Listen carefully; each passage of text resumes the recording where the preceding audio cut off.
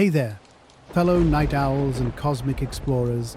Welcome back to another episode of Dreamland Encounters.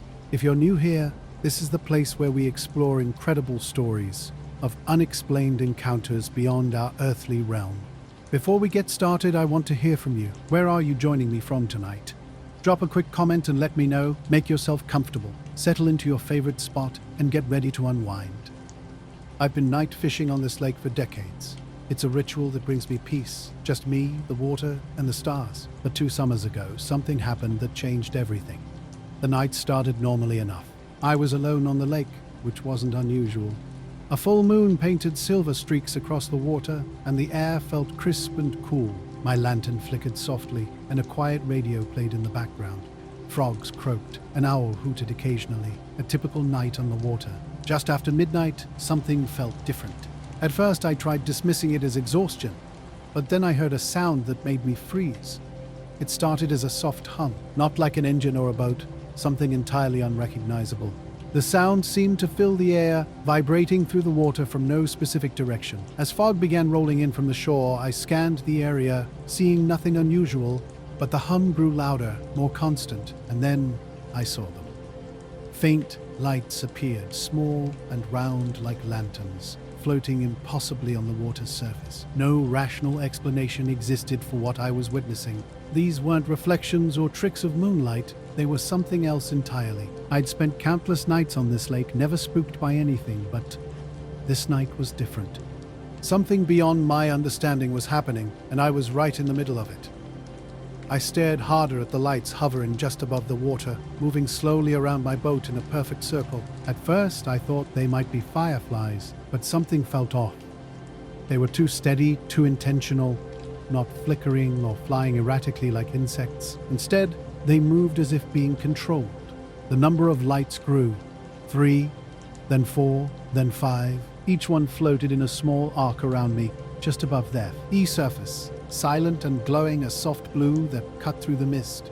My heart raced as I tried to rationalize what I was seeing. Maybe some kind of bioluminescent algae. But deep down, I knew that wasn't right. These things were too deliberate. I reached for my flashlight, hoping to get a better look. But when I turned it on, nothing happened. The beam wouldn't cut through the fog, almost as if the light was being blocked. The orbs continued their silent, calculated movement, undisturbed. A cold shiver ran down my spine as I realized they weren't just floating. They were studying something. The way they moved, rotating around me, suggested they were mapping something far beyond my understanding. One orb dipped lower, close enough that I could feel the air around it shift. I sensed a strange pressure, like the atmosphere was changing. In an instant, it darted back up, and the air felt thicker. A low hum grew louder, as if something deep beneath the water had awakened.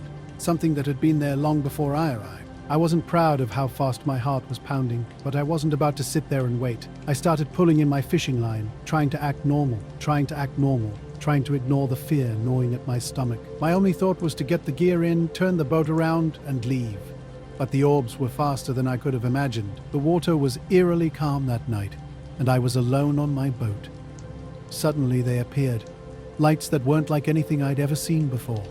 These weren't ordinary glowing objects. They pulsed with a rhythmic, almost living quality that sent chills down my spine. Just beneath the water's surface, something massive was moving. A shadowy outline shifted and undulated, barely visible under the moonlight. The orbs seemed to communicate with this unseen presence, darting toward the surface, circling, then retreating. They moved with purpose, studying something I couldn't comprehend. Without thinking, I grabbed my paddle and started pushing forward. My hands shook as the orbs followed, their lights bobbing and shifting in a silent surveillance that felt endless. Then, as suddenly as they had appeared, they began to pull away. One by one, they drifted back into the fog, the humming sound fading until the night was quiet again. When I reached the shore, I was desperate to get off the lake. The next day, I returned to the spot, but everything was normal. The water was calm, the air still, as if nothing had happened, but I knew what I'd seen. Those orbs weren't from this world, and I wasn't supposed to witness them. Now, every time I visit that lake, I can't shake the feeling that they're still out there, waiting. I don't fish at night anymore, and I've never told anyone about what I experienced. Some things are better left unspoken.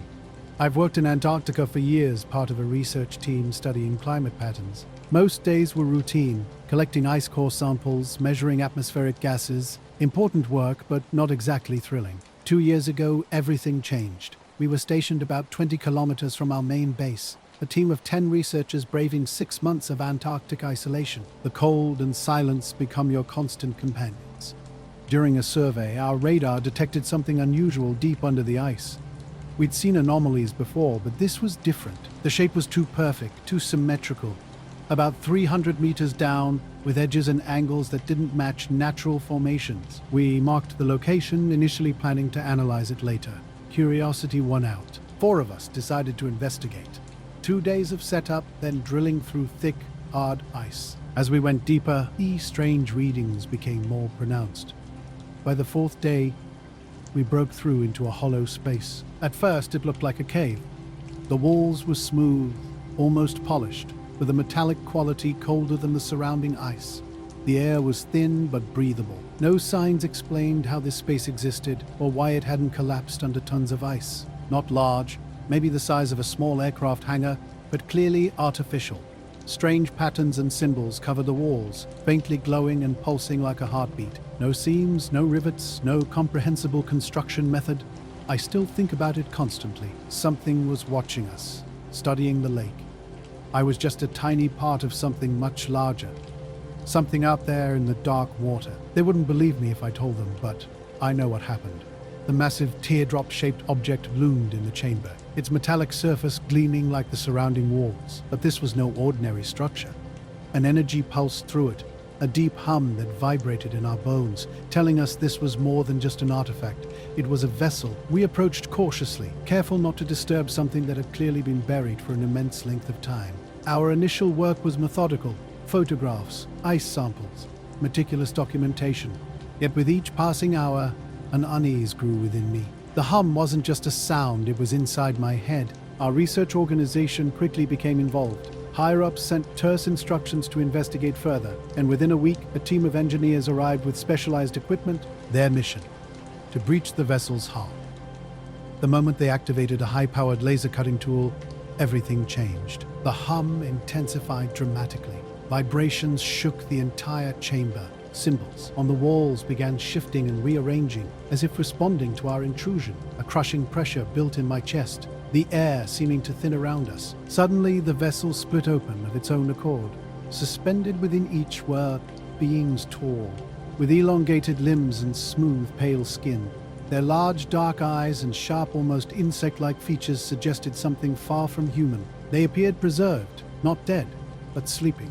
The engineers continued their work, taking samples and analyzing the liquid, seemingly oblivious to the growing tension. With each disturbance, the hum grew more intense. By the 2nd day, it was deafening, and the chamber's atmosphere felt electrically charged, like the moment before a massive storm breaks. On the 3rd day, everything changed. The beings awakened. I was at the main station when the panicked radio call came through, signaling the beginning of something we could never have anticipated.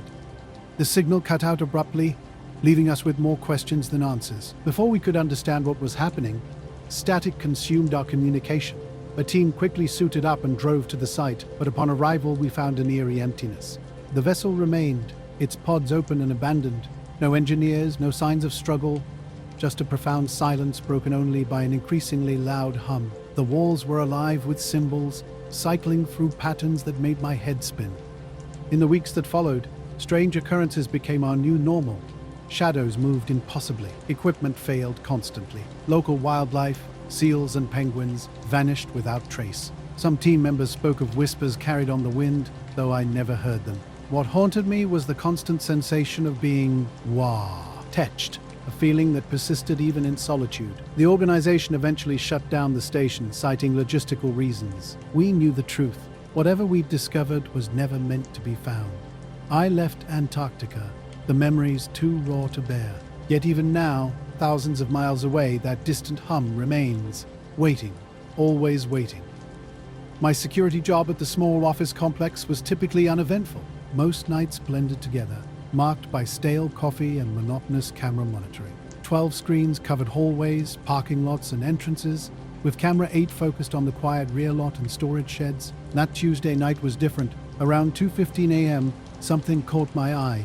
a faint shimmer on camera 8, like a heat wave or water ripple. At first I assumed it was a technical glitch. The camera screens flickered with something strange. It moved without wind, drifting in a way that didn't look human. A faint pulse ran through it, almost like breathing. I switched camera modes, cycling through night vision, infrared, and ultraviolet. Night vision showed only grainy images of the sheds. Infrared revealed nothing, as if the thing gave off no heat. But ultraviolet exposed something extraordinary. The shimmer transformed. It became a tall, thin figure, with a liquid-like body that shimmered in colors like oil on water. No face existed, just a smooth, reflective surface where a head should be. Its arms bent at impossible angles, jointed in ways that defied logic. Frozen, I watched it stand near the shed, slowly moving its head, as if surveying the area. Then it crouched, pressing what seemed to be a hand against the ground, motionless. Studying something, my mind raced with options. Call the police? They'd never believe me. Go outside? My instincts screamed, no. So, I watched. The figure moved with deliberate, almost graceful motion, floating just above the ground. It approached the main building, stopping intermittently to touch random objects. Grass, a parked car, a wall section. In normal light it was barely visible, just a slight distortion in the air. Only ultraviolet revealed its full form. At the lobby's glass doors, it paused. A slight head tilt, as if listening. Then it passed directly through the glass, solid matter, offering no resistance. My heart raced. Sweat beaded on my forehead. Something extraordinary was happening. I switched to the lobby camera and saw it standing in the middle of the room. Its body rippled and shifted like water under sunlight. When it moved toward the reception desk, crouching to touch the floor, I felt a chill. Then it turned its head toward the camera. I swear it saw me, though I can't explain how. The smooth, faceless head tilted slightly, and for a moment, the shimmering stopped completely. It was utterly still, like a statue. Suddenly it moved again, faster this time, heading toward the elevators. I panicked. My control room was on the second floor, and if it got into the building, I had no idea what it might do. I locked the door and grabbed my flashlight. I knew it wouldn't help, but I needed something to hold on to. The elevator screen showed it moving up. When the doors opened on my floor, the camera outside the control room captured its approach. Its body shimmered like a living mirage, long arms brushing against the walls as it moved slowly down the hall. It stopped right outside my door. I held my breath, clutching the flashlight like a weapon. The thing stood motionless, then slowly raised a hand and pressed it against the door. No sound came, but I felt the air change, the room's pressure shifting. After a moment, it lowered its hand and turned away. I watched on the monitor as it floated back down the hall, into the elevator, and out of the building. It didn't stop until reaching the property's edge, then disappeared into the night. I sat frozen for hours. When sunlight finally came, I replayed the footage, hoping it would look less terrifying. The ultraviolet images remained crystal clear. The next morning, I showed the video to my supervisor, but something was wrong. When we pulled up the files, the ultraviolet feed had vanished. Only normal footage remained, empty hallways and a quiet parking lot. My supervisor told me to take some time off, said I looked tired. I couldn't shake the feeling this wasn't the last encounter. Sometimes, late at night, I catch a shimmer from the corner of my eye. Just for a second. I don't know if it's imagination or if something is still watching. All I know is I'm never going back to that building. I was flying patrol that night over the northern plains. 3 planes spread out in a loose V formation, high above a landscape bathed in starlight. The sky was clear, the kind of night pilots dream about. No turbulence, endless horizon stretching before us, just another routine surveillance run. The mission was quiet, nothing but the steady hum of engines and occasional radio chatter. I remember checking my instruments, everything normal. Then something changed. At first, it was just a faint noise, like radio interference. A low hum that didn't quite sound right. There was a pattern, a rhythm, almost like music, but not any melody I'd ever heard. Tower, this is Echo 1, I called in. I'm picking up a strange signal. Weather anomaly, only static answered, garbled, drowning out any response. You're cutting out, Ramirez said from my left. Morales confirmed from the right, signals breaking up. The sound shifted. Suddenly, it had depth, layers of impossible instruments, voices that weren't voices, weaving together into something too perfect to be natural. It filled my headset, pushing everything else aside. I could still hear my squad mates, but they sounded distant, muffled. This wasn't just sound, it pulled at me. tugging at memories, feelings I couldn't name. An overwhelming urge to follow it consumed me. "Do you hear that?" I asked, my voice shaking. "Yeah, I hear it," Ramirez responded. "What is that?" Morales cut in, his voice tight. "Is it music?" None of us could explain it, but we all felt it. The melody seemed to come from everywhere and nowhere, vibrating in our bones, filling the air around us. Then I saw it. The glimmer ahead and below, like moonlight on water, faint but moving, shimmering in the darkness. "There's something out there," I said, leaning forward. 9 o'clock, below. "Do you see it?" "Got it," Ramirez replied. "What the hell is that?" We turned slightly, breaking formation, drawn towards the mysterious shimmer. The glimmer ahead grew brighter and more defined. This wasn't a reflection. It was a craft that defied everything I knew. Smooth and organic, without a single sharp edge, it radiated a faint silvery glow that seemed to pulse in rhythm with an otherworldly music. Morales voiced his unease. We should report back. But the radio was useless, and Ramirez pointed out we couldn't call it in. I tried to stay calm, urging the team to spread out as we approached. The craft responded, turning toward us. It didn't have conventional lights. Instead, its surface rippled, blending with the starry sky, in a way that made its boundaries indistinguishable. The music intensified, becoming more complex, enveloping us like a tangible force. Suddenly, my jet began to slow, not from my own actions but from an external influence. The controls felt heavy, as if moving through thick syrup. "Controls are heavy," Ramirez confirmed. Morales echoed the sentiment, his voice trembling. Gracefully, the craft began to ascend, almost beckoning us to follow. An inexplicable compulsion took hold. The music wasn't forcing me, but the thought of turning away became unthinkable. Our 3 jets climbed, struggling against what felt like resistance from the air itself. We rose past 40,000, then 50,000 feet. My oxygen gauge flickered, signaling the thinning atmosphere. "We can't keep this up," Morales warned. "We're going to stall out." The music softened, almost pleading. The craft hovered, and we circled cautiously. "It's waiting for us," Ramirez said. "Waiting for what?" I wondered. Then it happened. The music surged, filling my mind with impressions, not images, but sensations. Shapes, colors, emotions, a profound sense of loneliness, of searching. This entity was communicating. "It's not hostile," I said, more to myself. "How do you know?" Morales challenged. "It's asking for something." The craft's glow intensified. Another wave of impressions flooded my consciousness. Earth from above, storms crossing oceans, cities illuminating the night, then darkness and silence, a warning of potential catastrophe. "We need to respond," Ramirez urged. "How?" Morales asked, uncertainty hanging in the air. I reached for the manual beacon override, a small device we used in emergencies to send out a distress signal. I activated it, broadcasting an unencrypted pulse. Primitive, but it was all I could think to do. The craft reacted immediately, its glow brightening and the music swelling, almost joyful. It began to ascend again, faster this time, pulling away from us. Within seconds, it was gone, disappearing into the stars. The music faded with it, leaving only the hum of our engines and the vast empty sky. "What just happened?" Morales asked, his voice barely above a whisper. "I think we answered," I said. We returned to base in silence, none of us sure how to explain what we'd seen. The debrief was tense, the higher-ups skeptical. But the flight data backed us up. Whatever we'd encountered, it wasn't a malfunction or a trick of the mind. To this day, I don't know what it was or why it reached out to us. But I can't forget the music or the sense that somehow we made a connection. Whatever it wasn't trying to hurt us. It was trying to reach us. It happened a few weeks ago during a hiking trip with friends we'd planned for months. We wanted to get away from everything for a weekend, choosing a remote national park with no cell service, and hardly any other people, just the kind of quiet we were looking for.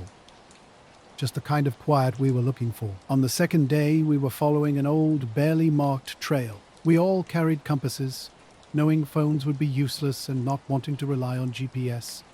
Halfway through the day's hike, Sarah noticed her compass wasn't working right. At first, we thought it was just a cheap knockoff that couldn't hold a steady reading, but then Matt checked his, and it was the same. The needle spun slowly, like it couldn't decide where north was. My compass did the same thing when I pulled it out. There was no wind, and we couldn't explain what was happening.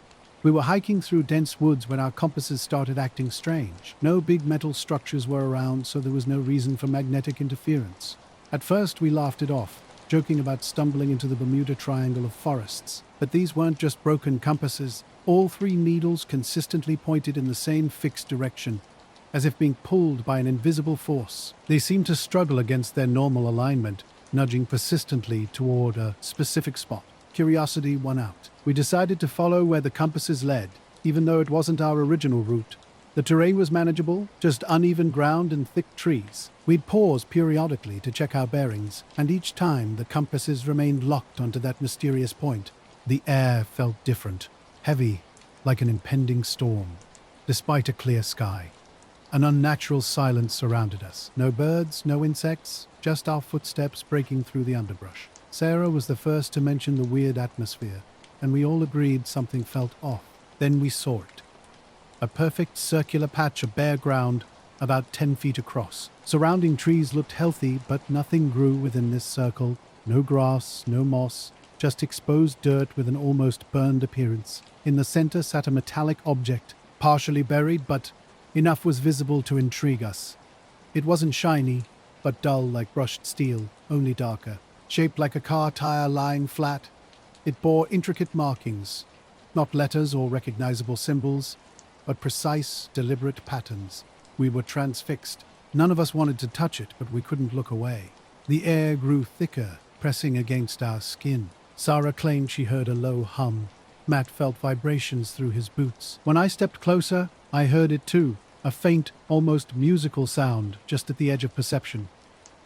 It didn't feel mechanical, but something else entirely. We'd been hiking for hours when Matt spotted the disc partially buried in the ground. Our curiosity quickly overcame our initial hesitation. As we started clearing away the dirt, more of the object revealed itself. It wasn't just a simple disc, but part of something much larger, embedded deep underground.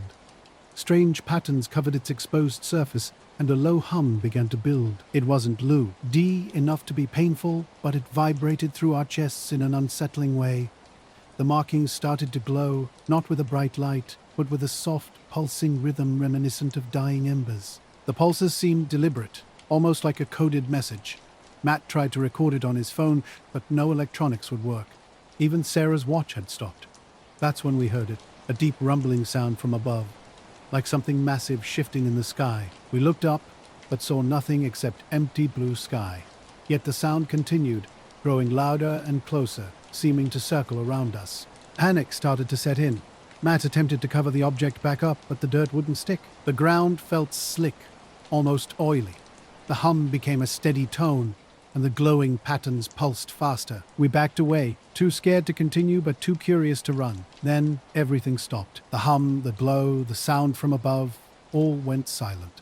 The air felt normal again, and our compasses began working. The object sat dark and lifeless as before, but I could swear it was watching us with something beyond eyes.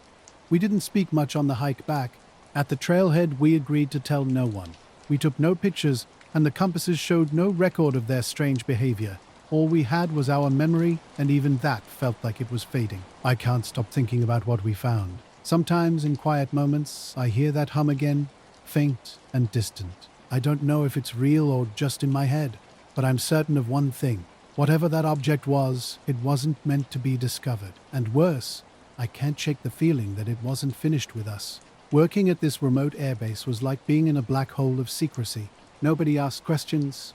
We followed orders and kept our heads down. My months on the security detail had been routine, overseeing drills and helping higher-ups when they needed quick action.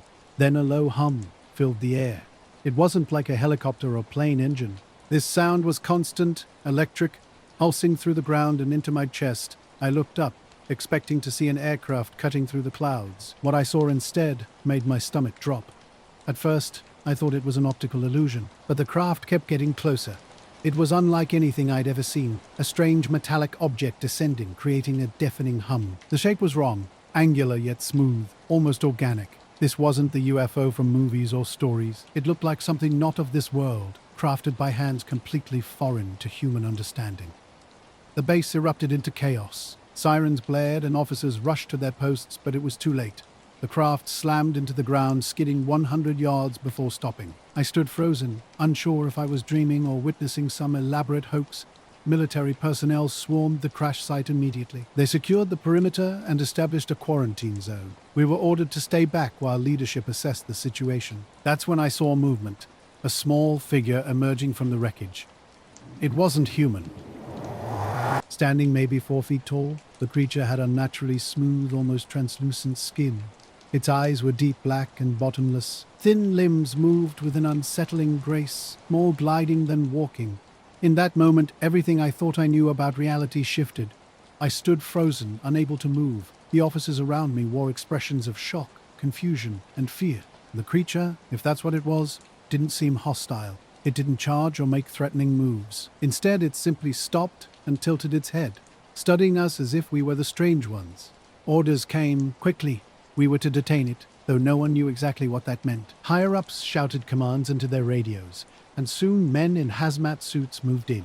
They kept their distance, using long, thin rods that emitted an unusual light and energy field, seemingly trying to corral the being without direct contact. The creature didn't resist. It remained calm, watching as it was restrained. In that moment, I realized how far out of our depth we were. Once placed in a containment unit, we were ordered to maintain security. Only senior officers were allowed near the crash site, and it was clear no one would speak openly about what had happened. The air base transformed into a hub of intense activity. A dozen high-ranking officers from various agencies arrived, some familiar, others unknown. Everyone was on edge. The creature remained in a secure room, and our primary job was to prevent anyone from getting close. Hours passed, and strange reports began to emerge. Scientists claimed the creature was attempting to communicate, but not through any recognizable language. It seemed to be sending signals, thoughts, and emotions rather than words. Some officers suspected psychological warfare, while others believed it was simply trying to reach out, perhaps asking for help. Later, I was called into a meeting with Commanding Officer Colonel Morgan. His face told a story of someone who had seen far too much. The entire situation felt like we were witnessing something beyond our comprehension. A moment that would change everything we thought we knew about our world. Something was wrong. We could all feel it from the start. The base felt different, tense, like a coiled spring waiting to snap. My colleague spoke in a hushed voice, his face drawn and serious. "We need to figure out what we're dealing with," he said. Radio silence was the order. No contact with outside agencies or the public. Maybe they wanted to prevent panic. But the truth was far more complex. Over the next few days, we realized this creature wasn't alone. Whispers of pursuers, of something tracking this being to Earth. I overheard conversations in the break room, talks of potential interstellar conflict. The possibility chilled me to the bone. Personnel changed. Guards became more nervous. Strange occurrences multiplied. Lights in the containment room flickered unpredictably. Tapping and scraping sounds emerged from within, as if something was desperately trying to break free. Then it happened. Without warning, the alien used some incomprehensible method of mental manipulation. The security detail collapsed. Others stood frozen, eyes vacant. In an instant, the creature escaped. The pursuit was immediate and intense. Helicopters swarmed overhead. Search parties combed every inch of the base. The order was clear: find the alien, dead or alive. The stakes were unimaginably high. When the search ended, an eerie silence descended. The creature was gone. Others suggested it had been taken. No one knew the truth. We were left with nothing but questions and a lingering sense of unresolved dread. After the base incident, everything returned to normal with an eerie silence. People involved were quietly reassigned or dismissed, leaving me with countless unresolved questions. What if we had chosen differently? What if we had listened to the creature or helped it when it asked? We sealed everything away, burying the truth under layers of secrecy. Yet in the quiet moments of night, I find myself wondering about what we might have lost by hiding the truth. My journey began simply enough. Just another person posting random videos online, outfits, food trends, little life updates, nothing special. I wasn't seeking fame or attention. I was just bored and looking for something to do. Then came that one video. I almost didn't post it. Just a casual description of a strange dream. In this dream, I stood in a massive blue glowing room, surrounded by tall, thin figures watching me. I felt no fear, just a sense that something was waiting. When I woke up, the details were already fading, but the feeling remained. On a whim, I recorded a quick video. thinking it might be mildly interesting to some people. Over 1 million views appeared overnight. At first, I thought it was a technical glitch, but the number kept climbing. Thousands of comments flooded in, people describing similar dreams, the same blue room, the same mysterious figures. My follower count exploded. 10,000, 50,000, 100,000. Within a week, I hit 1 million. Brands started offering sponsorships. My inbox filled with messages from people claiming they felt deeply connected to me. I tried to rationalize it as algorithmic luck, but something didn't feel right. The dreams continued, growing more vivid with each passing night. Deep down, I knew this was more than just a viral moment. The figures haunted my dreams, their bodies tall and thin, with limbs that stretched impossibly and faces smooth as blank canvas. Their skin gleamed like liquid metal, shifting and flowing. No words passed between us, but their thoughts pressed against my mind, urgent and demanding. Something was required of me, though I couldn't grasp what. My follower count exploded with each dream. Every morning I'd check my phone to find thousands more watching me. Videos that seemed completely ordinary. Even a mundane 30-second clip of me brushing my hair would rack up millions of views. People called me relatable or entice, claiming they felt a deep connection, but I felt only confusion. Strange messages began trickling in. First, cryptic comments on my posts, "They're watching," or "You're the bridge." I dismissed them as internet weirdness. Then came the emails, no sender, no subject, just blocks of incomprehensible text. "The connection is stabilized. Do not resist. You are the prototype. The others will follow." The message must be delivered. One night, a faint hum woke me. Not loud, but unsettling. My room looked normal, phone glowing softly on the nightstand, a new notification, an email. But this time, a video. Static dissolved into a familiar scene, the blue room from my dreams. The camera moved as if walking, capturing figures standing in a circle, heads angled toward the lens, One raised a hand. Blackness. When the image returned, I was there, wearing the same pajamas I'd slept in, standing motionless. A figure approached, arm extended, then silence. I hurled my phone across the room. The next day, I tried to rationalize it as a nightmare. But when I opened my app, a new video waited, one I hadn't uploaded. The boundary between my dreams and reality was dissolving, and I was powerless to stop it. Same video from the email about the blue room had 10 million views, and I panicked. The app wouldn't let me delete it. Every time I refreshed, the views climbed higher. Comments flooded in from people claiming they'd had dreams about the room and the figures, some even saying they'd seen me there, forming some in me, they'd seen me there. This wasn't just about me anymore. I considered quitting, deleting my account, disappearing completely, but something told me that wouldn't stop what was happening. The dreams continued, but they changed. The figures weren't just watching now, they were showing me things. Strange cities bathed in light, machines that moved by with an almost living quality, unfamiliar stars. Their thoughts became clearer. They were trying to teach me something, speaking of a bridge and insisting I was the key. Then one night, everything stopped. The figures vanished. The blue room faded, my follower count normalized, and the bizarre comments disappeared. It felt like they had decided I was no longer useful. What did they want? Was I a test subject they ultimately abandoned? All I know is they're still out there, watching, waiting for another potential bridge. I've stopped posting, abandoned social media entirely. Sometimes I wonder if they're still watching me. But I try to push those thoughts away. Now I sell roasted chestnuts on a busy street corner. It's not glamorous, but it pays the bills. My cart sits where two crowded streets intersect, a chaotic spot where office workers rush, parents wrangle kids, and tourists photograph everything. I enjoy the noise, the constant movement. Most people don't linger. They grab a bag of chestnuts, maybe smile and continue on their way. But about 3 weeks ago, something changed. One night, as the crowd thinned, a tall, thin man in a dark coat approached. He just stood there, staring. His face was unnaturally pale, his eyes too wide and unnaturally bright. I thought he might not understand English, so I smiled and held up a bag of chestnuts. "One bag?" I asked. He didn't respond, just tilted his head slightly, like he was studying me. Then he reached into his coat, pulled out exact change, and placed it on the counter. I handed him the chestnuts, and he walked away. Without a word, at first I didn't think much of it. Plenty of people are quiet, especially in the city, but then the next night he came back. Same thing, no words, no expression, just exact change. And that same intense stare, it wasn't just him either. 2 nights later, a woman showed up. She looked a lot like Kay, the man, tall, pale, with that same strange shine in her eyes. She didn't speak, just stared at me like I was a puzzle she was trying to solve. She paid with exact change and left without eating the chestnuts. That's when I started to notice something weird. These customers didn't move like other people. Their steps were too smooth, like they were gliding instead of walking.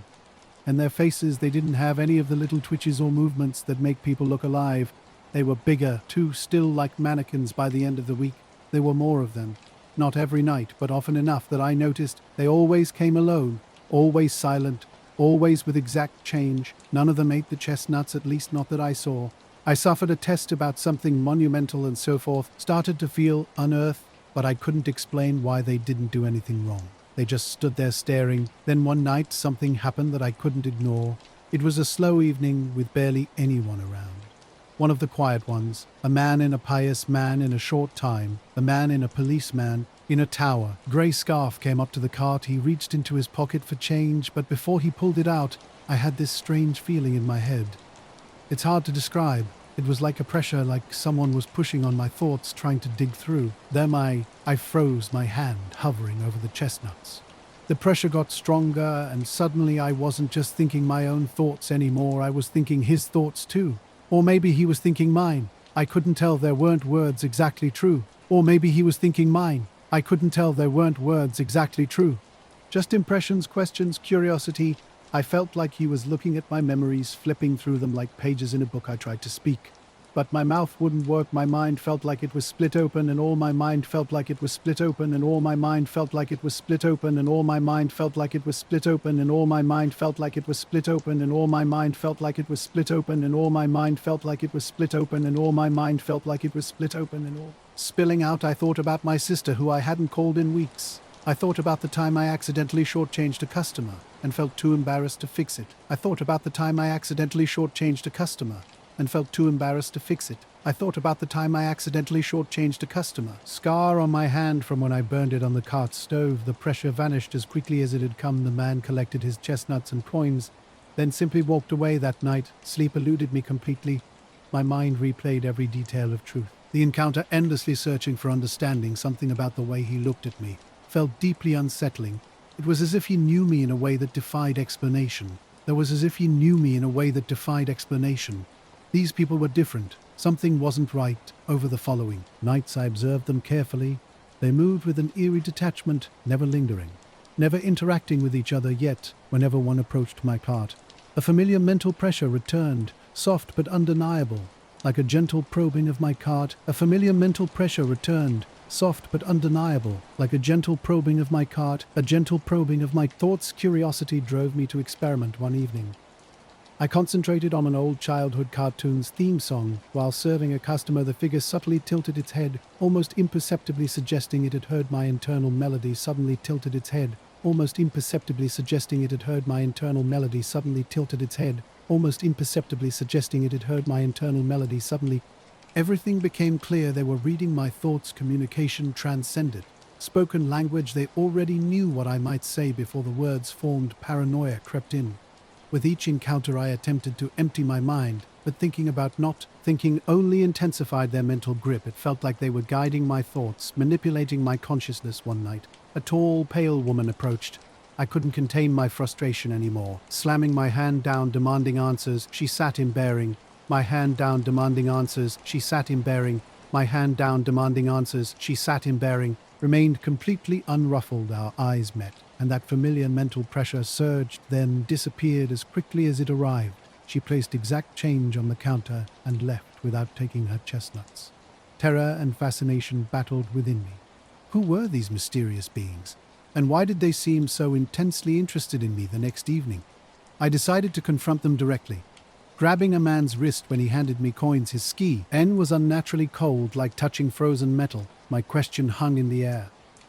He remained silent, but somehow I understood his response. A sensation of pure curiosity washing through my mind. 2 weeks have passed and I can't shake the memory.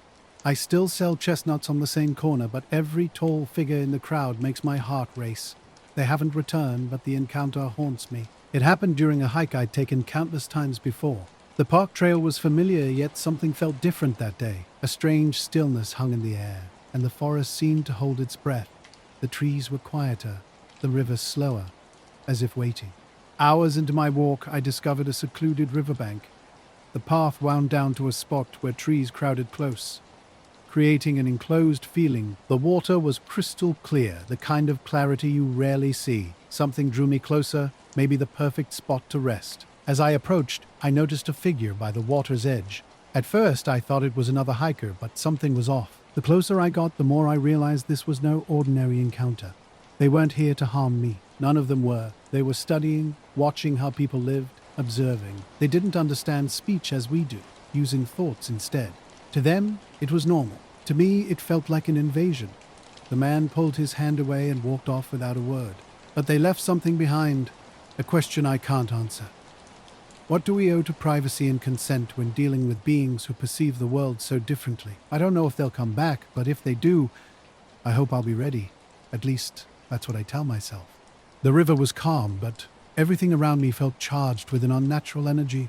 A figure sat cross-legged on the bank, so still it seemed, almost part of the landscape itself. At first, I could barely make out its feet. Details. Just a blurred silhouette hidden among trees and shadows.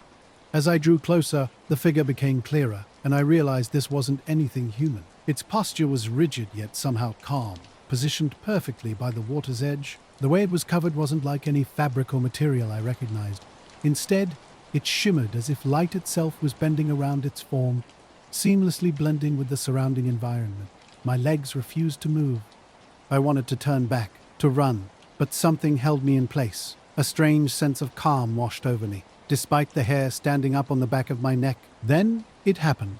The figure moved its head, not a startled motion, but a deliberate acknowledgement of my presence. In that moment, communication happened, not through spoken words, but through a profound mental connection. The thoughts weren't human, yet they felt oddly familiar. A simple, stark message emerged.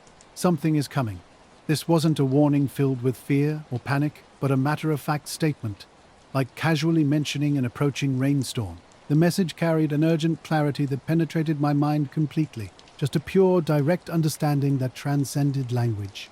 Then, as suddenly as the connection began, the figure turned its gaze back to the river, leaving me frozen, overwhelmed by an inexplicable sense of anticipation. The forest had been still that morning, quiet and waiting.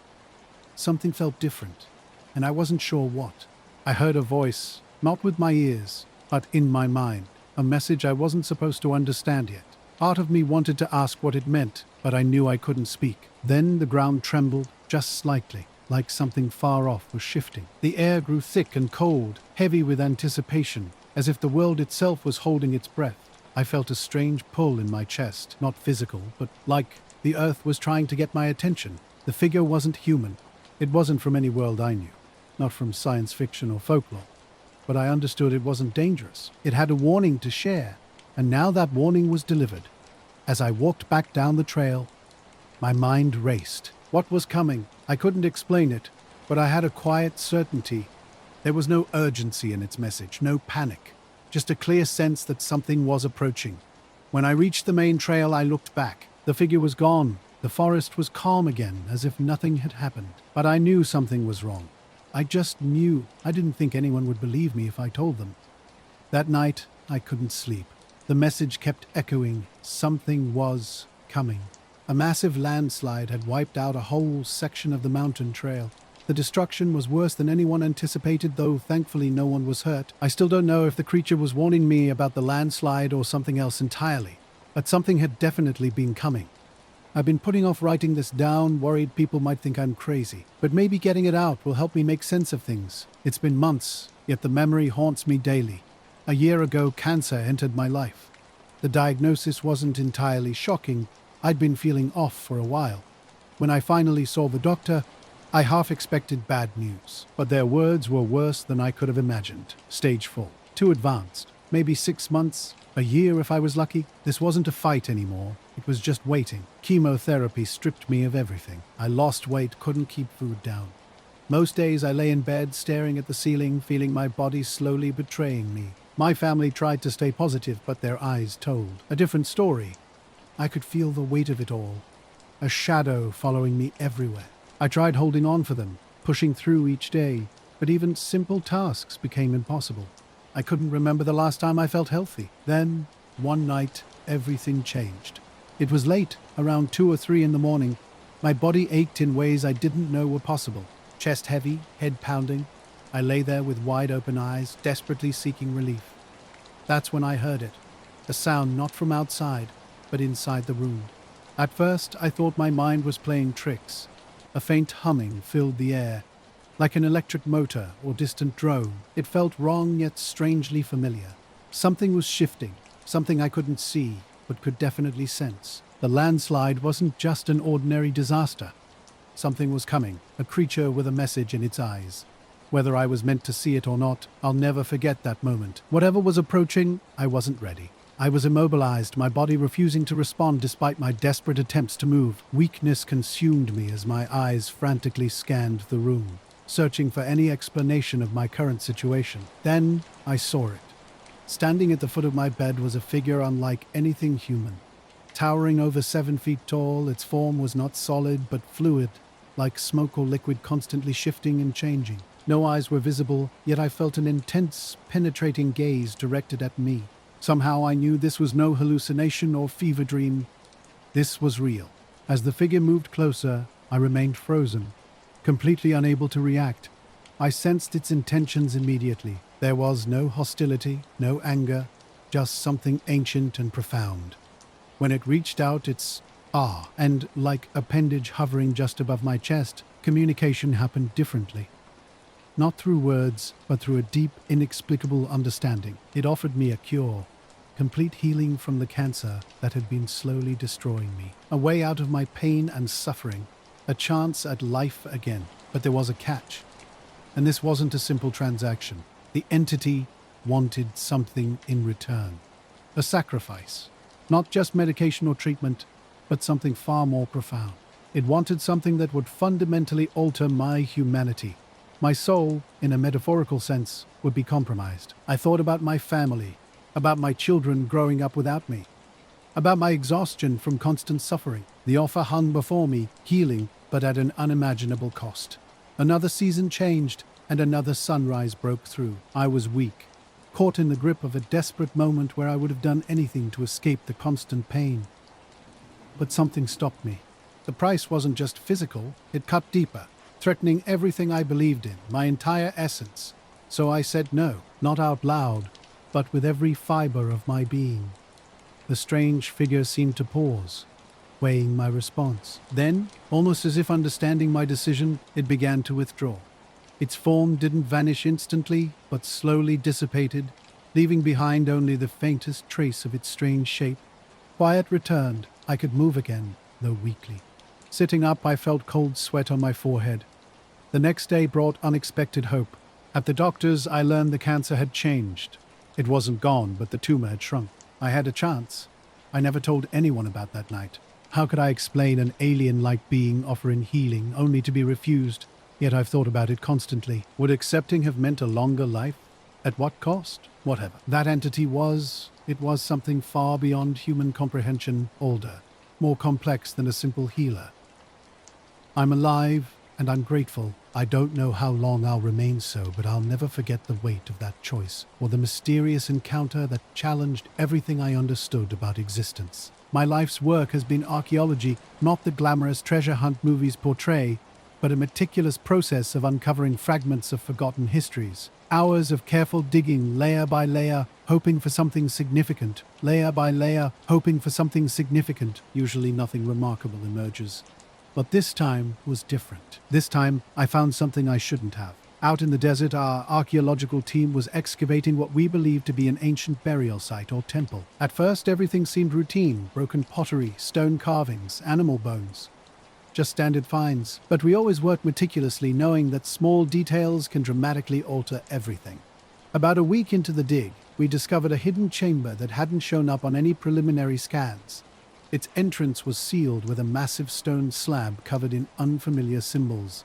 Despite my extensive background in ancient scripts, these markings were completely foreign, nothing like anything I'd studied before. When we finally removed the slab, We found an interior space with a strange table made of a dark, smooth material that defied classification. Arranged on this surface were documents laid out with such precision it seemed they were deliberately placed, waiting to be found.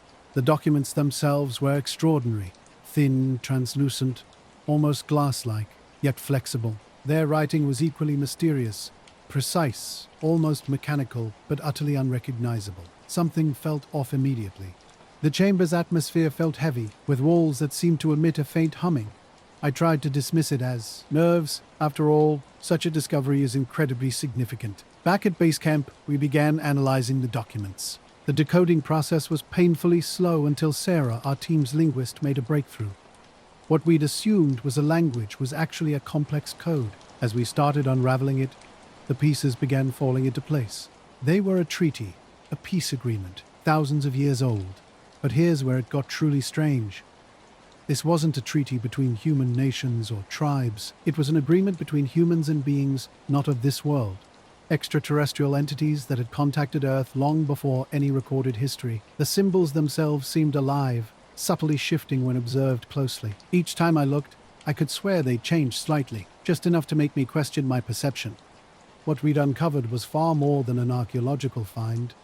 It was potentially a record that could rewrite our understanding of human history. A war had disrupted everything, and this treaty was the aftermath. The conditions were specific, promising coexistence, but the details remained blurry. Something about maintaining balance was crucial, though I didn't fully comprehend its significance. Initially, we dismissed it as another mythical narrative, like ancient tales of gods and monsters. First came radio transmissions, not voices, but strange tones. Yet these tones started forming deliberate patterns, revealing themselves as a genuine signal. The second transmission arrived through our communication system. A voice emerged, deep, resonant, speaking an incomprehensible language. Despite understanding no words, we felt its emotional weight. Anger, disappointment, a stark warning. That night, the camp remained. Ned eerily silent. Equipment hummed softly, while wind whispered. I stared endlessly at documents, their symbols seeming to shift and mock my attempts at understanding. The following day, something felt fundamentally wrong with the sky. Sunlight appeared dimmer, shadows unnaturally sharp. An invisible presence seemed to watch us, an unspoken tension hanging in the air. When they arrived, everything changed. Standing outside my tent, I witnessed beings unlike any imagined alien encounter. Impossibly tall, they shimmered between light and shadow, hovering rather than walking. One approached me, immobilizing me completely. A mental connection formed. No words were spoken, yet I understood. You broke the treaty. Overwhelming sadness, not anger, radiated from its presence. I wanted to explain, to protest my innocence, but no words would emerge. Something profound had been disrupted, and we were at the center of an incomprehensible breach. Here's the rewritten test. Writing this isn't easy. I'm a single mom with a 7-year-old son named Luke, and life's always been tough. Working extra shifts at the diner, keeping our small world together. It wasn't glamorous, but we managed. We had each other, and that was enough. Everything changed 3 months ago. One night after a long shift, I was reading in the living room while Luke slept. The house was quiet, just a single lamp casting soft light. Then I heard something outside. Not just any sound. These footsteps were different. Slow, deliberate, almost mechanical. The porch light flickered. Something felt wrong. I can't fully explain what happened next. We were at a research site, a team of professionals doing our job. Suddenly, these beings appeared among us. They didn't touch anything, didn't harm anyone, just observed. Then, just as quickly, they vanished. The humming stopped, and the air felt normal again. But we knew it wasn't over. No careful packing, just grabbing what we could carry. No one spoke. We didn't need to. We all understood the same thing. They were watching, waiting. Not angry, not yet, but definitely waiting for something. The organization that funded our dig took over immediately. We were told to stay silent about what we'd witnessed. I don't know if anyone will believe me, but I had to document this. Maybe it's a warning, maybe just a record. One thing I know for certain, they're still out there, and they haven't forgotten. I never thought something like this could happen to me. I wish it hadn't, but I need to remember, even if I'd rather forget. What happened to the documents? I can't say, but they're watching. waiting. The porch light flickered 3 times, an odd signaling pattern before going dark. My heart raced as I walked to the window, scanning the empty street. Nothing moved except the wind rustling through the trees. Returning to my book, something unexpected happened. A voice emerged, but not from outside or the air. It felt like it originated inside my mind. This wasn't my own thought. Clear, calm, and distant, yet incredibly close. It spoke. "Do not be afraid." I froze completely. My heart thundered, but strangely, fear wasn't what I felt. Curiosity consumed me. The voice wasn't threatening. It simply existed. "We need your help," it continued. "You are the one we've chosen." Time seemed to suspend during those moments. Then, as abruptly as it began, the voice vanished. I snapped back to reality, quickly illuminating every room in the house. Something profound had occurred, leaving me unsettled and struggling to comprehend. I checked on Luke, sleeping peacefully, and grabbed my phone, desperately seeking explanation. Was I losing my mind? I scanned news sites for technological or psychological insights, finding nothing. The experience felt too real to be stress or exhaustion. Strange occurrences followed in the subsequent days. Unseen presences watched me. Unexplained footsteps and whispers filled the house. More peculiarly, the home's atmosphere seemed to shift, not physically but emotionally. During dinner one evening, the voice returned. "We are here," it said, feeling more tangible this time. Nervousness replaced my initial calm. Then came the shocking revelation: "We are in you." Suddenly, everything became clear. They hadn't chosen me randomly. Something was inside me, communicating through fragments of understanding. A presence, an intelligence, selecting me for reasons yet unknown. Something inside me knew this wasn't random. They had been watching, waiting, and they believed I possessed the perfect qualities to help them. At first, I was skeptical. The whole situation felt too unreal to be true. It wasn't just one being talking to me, but a collective. A species far from Earth who had been observing humanity for years. Their intentions weren't hostile. They needed human empathy. They chose me because of my ability to understand others, to feel deeply and connect on an emotional level. But it went beyond simple kindness. They explained that human emotions, love, pain, fear, were the key to truly understanding them. I was to be their host, their ambassador, creating a connection with humanity, yet there was a price I hadn't initially grasped. They wouldn't just be temporary visitors. The longer they remained inside me, the more I would change. This wasn't just an exchange of knowledge, but a merging. My personality, emotions, and sense of self would become intertwined with theirs. Luke was my priority. How could I bring something so alien into our lives? But simultaneously, I felt a profound sense of responsibility. The voice always said I had a choice, but it didn't feel like a choice. I thought deeply about the consequences. How would Luke react? How would the world respond? But I understood their mission. They weren't seeking world domination or intending harm. They needed someone who could genuinely connect, communicate, and help. They promised never to hurt me. The transformation would be gradual. Changes wouldn't happen immediately. After careful, long consideration, I agreed. Not lightly, but with a sense that this was somehow meant to be. My thoughts became clearer, more focused. I began sensing things around me in ways I'd never experienced before. Sometimes I could understand people's emotions before they even spoke, especially with Luke, knowing something was wrong even when he said nothing. The voice wasn't as frequent, but it remained in the background of my mind, always present, always watching. I'm still myself in some ways, but I've fundamentally changed. My understanding of the world has shifted dramatically. There are moments I feel distant from myself, like my emotions aren't entirely my own. The alien presence inside me hums quietly beneath everything I do. Balancing motherhood and this transformation is exhausting. Some days, I struggle to distinguish where I end and they begin. Luke remains unaware and I have no intention of telling him. I doubt he would understand. The long-term effects are still unknown, but turning back is no longer an option. I'm fulfilling a purpose I was chosen for, and somehow that provides comfort, though questions persist about whether I made the right choice. Our journey began as a typical camping trip. 4 of us. Myself, my brother Ethan, and friends Mike and Jenna selected a woodland location known for its pristine night skies. We weren't astronomy experts, just people who enjoyed stargazing and wanted an escape from city life. The first night passed normally. We established camp, built a fire, and talked late into the evening. The sky was extraordinarily clear, revealing more stars than I'd ever seen before. A few shooting stars streaked across the darkness, creating a peaceful atmosphere. On the second night, something changed. Initially, the shift was barely perceptible. The temperature dropped unexpectedly, contradicting weather predictions. The surrounding woods grew unnaturally silent. No wind, no insects, no rustling leaves. Just absolute stillness, as if the environment was holding its breath. We initially dismissed the oddness, but then Mike noticed something peculiar about the sky's movement. What seemed like his imagination quickly became a shared observation. The stars weren't behaving normally. The stars weren't where they had been before.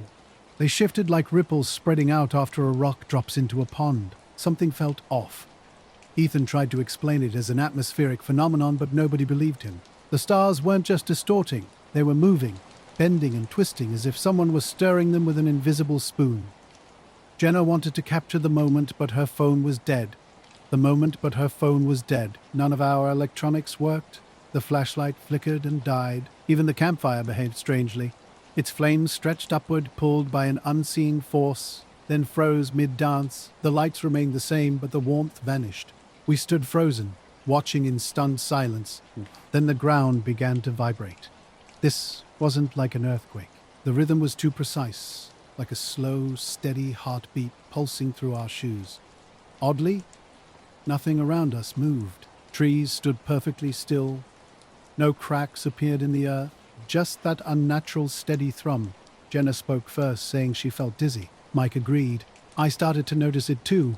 We were standing on something that didn't feel solid. The forest looked the same, but something was fundamentally wrong. It was like we were inside a picture of reality, not reality itself. Suddenly, the sky split open. One moment it was rippling, the next it peeled back like an invisible zipper was opening the night. Behind it was nothing. Not space, not more stars, just an endless, colorless void. We were paralyzed, unable to look away. A massive shape emerged. Not a ship, but something made of light and shadow. It constantly shifted, never holding a single form. Sometimes a sphere, sometimes a spiral, sometimes a towering structure. Not solid, not transparent, just present, hovering silently above us. The ground's vibrations stopped. A low hum replaced them, so deep we felt it inside our bones. It wasn't just a sound. It was a sensation that penetrated everything. Mike looked terrified, and so did the rest of us. The air felt heavy, like pressure was crushing us, and when Mike tried to speak, no sound came out. Suddenly, a faint shimmer appeared around our campsite, forming a dome that enclosed us and part of the forest beyond. The trees outside bent and stretched, and the ground seemed to tilt away. Time felt strange. The fire remained frozen, yet its light didn't fade or flicker. A low hum grew louder, and tiny sparks of light began flashing in the air, disappearing as quickly as they appeared. A floating pea hung in the sky, shifting and changing. It didn't move closer or farther away, just remained suspended. Then, soft, misty beams of light shot down, moving with purpose and scanning the ground. When one swept over our campsite, I experienced a moment of weightlessness, floating yet standing in the same spot. As the light passed, the hum faded, and the shimmering dome began to collapse. It didn't vanish instantly, but shrank inward toward the floating shape above. The frozen fire flickered back to life, and the woods returned to normal. We could hear the wind again, and the cold air felt natural. The shape in the sky pulsed once, like taking a breath, then slipped back through a rip in the sky. The void sealed behind it, stars snapping back into place. The night became normal again. We sat in silence, staring at the fire, trying to process what had happened. When we finally spoke, our interpretations differed. Jenna believed it was advanced technology. Mike thought it was an unknown natural phenomenon, and Ethan refused to discuss it at all. At first light, we packed up and left, none of us wanting to spend another night in that place. Even now, I don't know what it was. I don't think I'll ever know. But sometimes, when I look at the night sky, I wonder if it's still out there watching, waiting for the right moment to return. I'd spent decades in the cockpit, flying planes for a living. Not military, not commercial, just me and the sky. After years of this life, I was ready to retire. One last flight seemed fitting. A quiet, peaceful journey to say goodbye to something I'd loved for so long. Early morning light bathed everything in a soft golden glow as I took off. The familiar hum of the plane beneath me felt like coming home. I was calm, focused solely on the flight, my radio off. The world looked small from up there, and for the first time in years, I felt trying, yewly at peace. Then something changed. A strange sensation crept over me, a feeling I wasn't alone. At first, I thought I was imagining it, but then I saw it, a tiny dot in the distance, moving differently from any aircraft I'd encountered before. This wasn't a commercial flight or a military jet, it was something else entirely. As it drew closer, I realized this was unlike anything I'd seen in all my years of flying. The object was massive, moving in ways that defied explanation, hovering more than flying. I should have turned back. Every instinct told me to fly away, but I couldn't. I was frozen, watching it approach. I'd navigated through thunderstorms, handled equipment failures, but this felt fundamentally wrong. Something about this moment was different. Something I couldn't explain was happening, and I was powerless to stop it. The closer it came, the more impossible it seemed, challenging everything I thought I knew about flight and the sky I'd called home for decades. I saw something unlike anything I'd ever encountered before. High above me, this craft hung in the sky, sleek and otherworldly, almost translucent, like glass but with an ethereal glow that shimmered in the light. No seams, no rivets, nothing that suggested human construction. It made no engine noise, just a soft ambient hum that seemed to blend with the surrounding air. Despite its incredible presence, it felt simultaneously impossible to ignore, and yet trying not to be noticed. I wanted to get closer, but it remained frustratingly out of reach, too high for me to adjust my altitude quickly enough. So I just floated there, watching, trying to comprehend this impossible object that didn't move like any aircraft I knew. It simply hovered. Time seemed to suspend itself. Then I felt something, not a sound, but a presence. Something was attempting to communicate with me, whether through air, vibrations, or some unexplained mental connection. I knew it was reaching out. Suddenly the craft shifted, and for a moment I thought it might collide with me. Instead, the air rippled, and it was suddenly right beside my plane, just hundreds of feet away. Strangely, I felt no fear. A calm settled over me, an inner certainty that this wasn't a threat, but something significant. Then the communication began, not through words, but through images. A rapid slideshow of unfamiliar landscapes, strange cities, and beings I'd never seen before. At first the scenes made no sense, but gradually emotions emerged.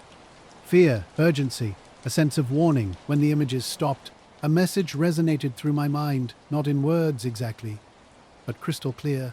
You must share this. My heart raced as the understanding settled over me, a profound sense that I'd been entrusted with something momentous. The sky had always been my canvas, vast and open, but this time something was different. The urgency gripped me suddenly, and then vanished just as quickly. The craft drifted away silently, disappearing into the distance. My mind reeled with everything I'd witnessed, and felt I understood its purpose, but sharing seemed impossible. Who would believe such an account? How could I possibly explain what had just happened? The craft simply faded like a ghost, leaving no trace. Landing back at base felt surreal. The ground seemed too firm, too real. After the cold, no trace. Landing back at base felt surreal. The ground seemed too firm, too real. After the cold, no trace. Landing back at base felt surreal. The ground seemed too firm, too real. After the cold, the ground seemed too firm, too real. The ground seemed too firm, too real. What I'd experienced, my thoughts kept circling the warning about the future days past, and I remained silent, unable to articulate the incredible encounter. The message echoed relentlessly through my mind. You must share this. Doubt gnawed at me constantly. What if I was wrong? What if speaking out endangered everyone? What if no one believed me? The uncertainty was paralyzing, yet the memory refused to fade. Every glance skyward now carried a weight of desert anticipation. Wondering if they were watching, waiting for my next move. The dream first came unexpectedly unusual in its vivid intensity. A dark concert hall, empty and silent, with only me and my violin present, initially motionless, then suddenly alive. The first motionless, then suddenly alive. The first motionless, then suddenly alive. The first motionless, then suddenly alive. Instrument began playing itself, creating an otherworldly melody. High and rapid, yet strangely purposeful, my fingers moved involuntarily, struggling to follow. Impossible notes that seemed to communicate something beyond understanding. Each night the desk had communicate something beyond understanding. Each night the desk had communicate something beyond understanding. Each night the desk had communicate something beyond understanding. Each night the desk had communicate something beyond understanding. Each night the desk had communicate something beyond understanding. Each night the desk had communicate. Dream returned, more intense, more demanding, challenging me to comprehend its cryptic message. Straining against logic and reason, stress seemed a logical explanation given my upcoming performance, but something deeper resonated. These weren't coming performance, but something deeper resonated. These weren't coming performance, but something deeper resonated. These weren't coming performance, but something deeper resonated. Ordinary dreams, the violin felt alive, mocking my attempts to control its strange music, leaving me breathless and unsettled. With each awakening, I'd been trying to play a piece of music that haunted my dreams, but nothing made sense. The notes were scattered, with sharp jumps and odd rhythms that seemed impossible. Every morning I'd attempt to recreate what I heard, but the intervals were wrong and the tempo felt inhuman. Night after night, the dreams continued. The music grew more intense, with layers of sound that shouldn't work together but somehow did. I'd wake up exhausted, my head throbbing like I'd been at a loud concert. I tried staying awake, practicing scales and drinking coffee, but sleep always found me. One night, everything changed. In my dream, I wasn't alone. A tall, thin figure stood in the shadows, its skin like polished stone and eyes glowing a faint blue. It didn't move or speak, but I felt its intense gaze. Suddenly, my bow arm started moving by itself, jerking across the strings painfully. I couldn't stop it. The figure seemed to conduct the music, which grew faster and more complex. I could feel the strings cutting into my thigh, hinges, the bow hairs fraying under the strain. When I woke up, my hands were shaking so badly I could barely hold a glass of water. Days passed. I avoided my violin, terrified of what was happening. But the dreams continued, the figure drawing closer each time, its blue eyes burning brighter. The music became almost deafening, and the pain followed me into my waking hours. Then, one night, something truly bizarre happened. I woke up, but the music didn't stop.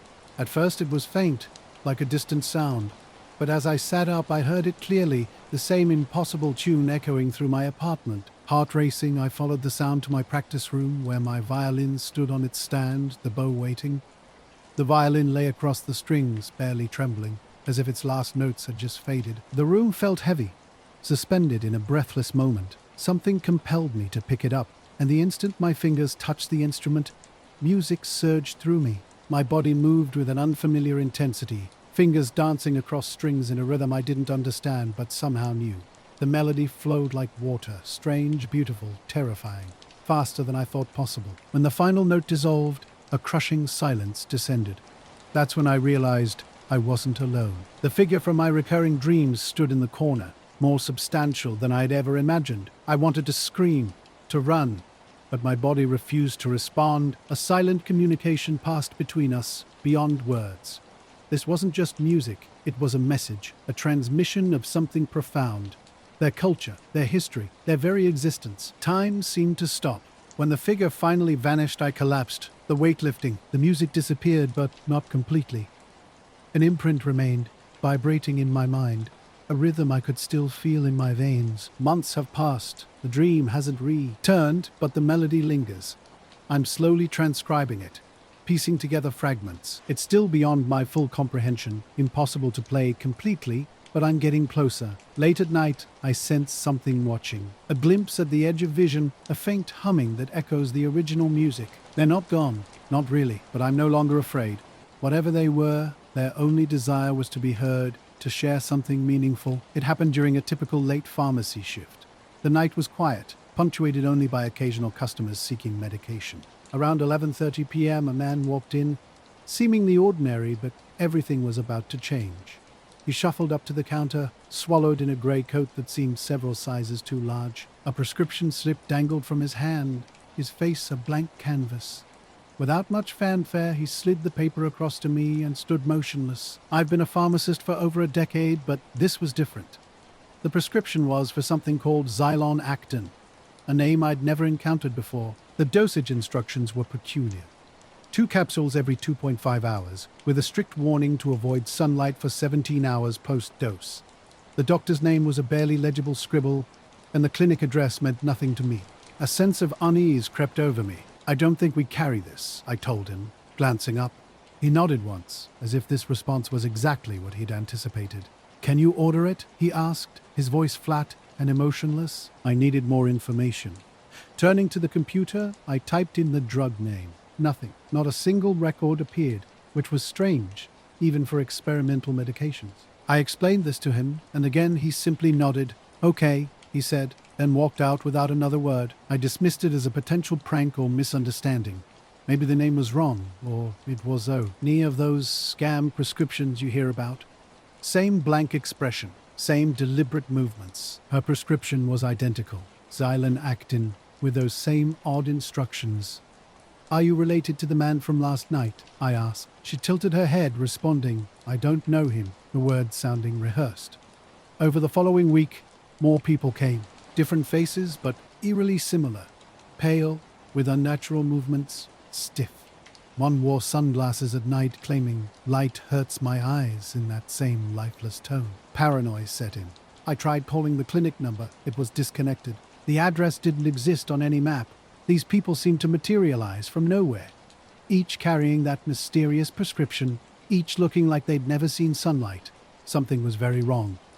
I was working at the pharmacy when I decided to confront one of the patients. A young woman in her early 20s walked in with the same prescription.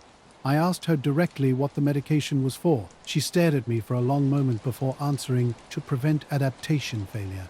When I asked what that meant, she didn't respond. Instead, she turned to leave. Panic set in. I wasn't about to let another person walk away without answers. I called out "wait" and stepped around the counter. She moved incredibly fast, almost inhumanly so. Her hand shot out, grabbing my wrist with an ice-cold grip. "You should stop asking questions," she said in an unnervingly calm voice. Then she let go and walked out, leaving me standing there with my heart pounding. I kept wondering about her cryptic words and strange behavior. The next day, I started investigating. I searched every name and address, trying to find a connection. Nothing made sense until I noticed something odd. Every patient had come from the same area, a few miles outside town near an abandoned industrial park. Against my better judgment, I decided to check it out. The place was desolate. Rusted fences, broken windows, total silence. I parked nearby and walked in, scanning the empty buildings and overgrown weeds. Suddenly, low murmuring voices caught my attention, coming from a warehouse. Creeping closer, I peered through a broken window. A group of people stood in a circle, making bizarre clicking and hissing sounds like insects. In the center was a large container with a faint green glow. Something about it made my skin crawl. When one of them turned and I saw their eyes briefly glow like an animal's in headlights, I ran. I drove home in a panic and never went back to work. I called in sick and quit the following week. I still don't understand what those people were doing, but I wanted no part of it. Though I haven't seen them since, sometimes late at night I think I hear something. Those clicking sounds outside my window keep me on edge. I can't shake the feeling that something's out there, but I'm certain about one thing. I survived that night in 1962, and I'm never going back. The Cold War was a time of intense tension, and as part of a 4-man squadron flying out of Ramstein Air Base, we were the Air Force's eyes and ears. Our mission was straightforward: patrol over West Germany, skirt the edge of Soviet airspace, and gather intelligence. The night was crystal clear, stars hanging closer than the ground below. Everything proceeded normally until a scrambled order redirected us east to Sector 402. No explanation, just coordinates, standard procedure back then. We adjusted course, climbing to avoid radar detection. As we approached the new sector, something strange appeared on my radar. This wasn't a typical aircraft or bird movement. It darted, stopped, then darted again, always just beyond our precise TRAS. "Kingy, anyone else seeing this?" I radioed. Captain Harris confirmed. "Could be a glitch," he said, but we both knew it wasn't. 5 minutes later, I saw it with my own eyes. A glowing object about a mile off our starboard side. Round like a flattened sphere, it emitted a soft, shifting light that seemed almost alive. The object moved with impossible speed, closing our distance in an instant. It stopped so suddenly, it defied everything I understood about physics, hovering silently near Harris's wing. "Do not engage," Harris ordered, his voice tense. But the object seemed to play with us, circling our planes with an almost deliberate movement. When it passed close enough for me to see its surface, I was mesmerized. A seamless silver skin reflected moonlight like liquid mercury. My heart raced, threatening to burst from my chest. Harris attempted to, but the memory fades, those clicking sounds outside bringing me back to the present. I survived that night, and I'm never going back.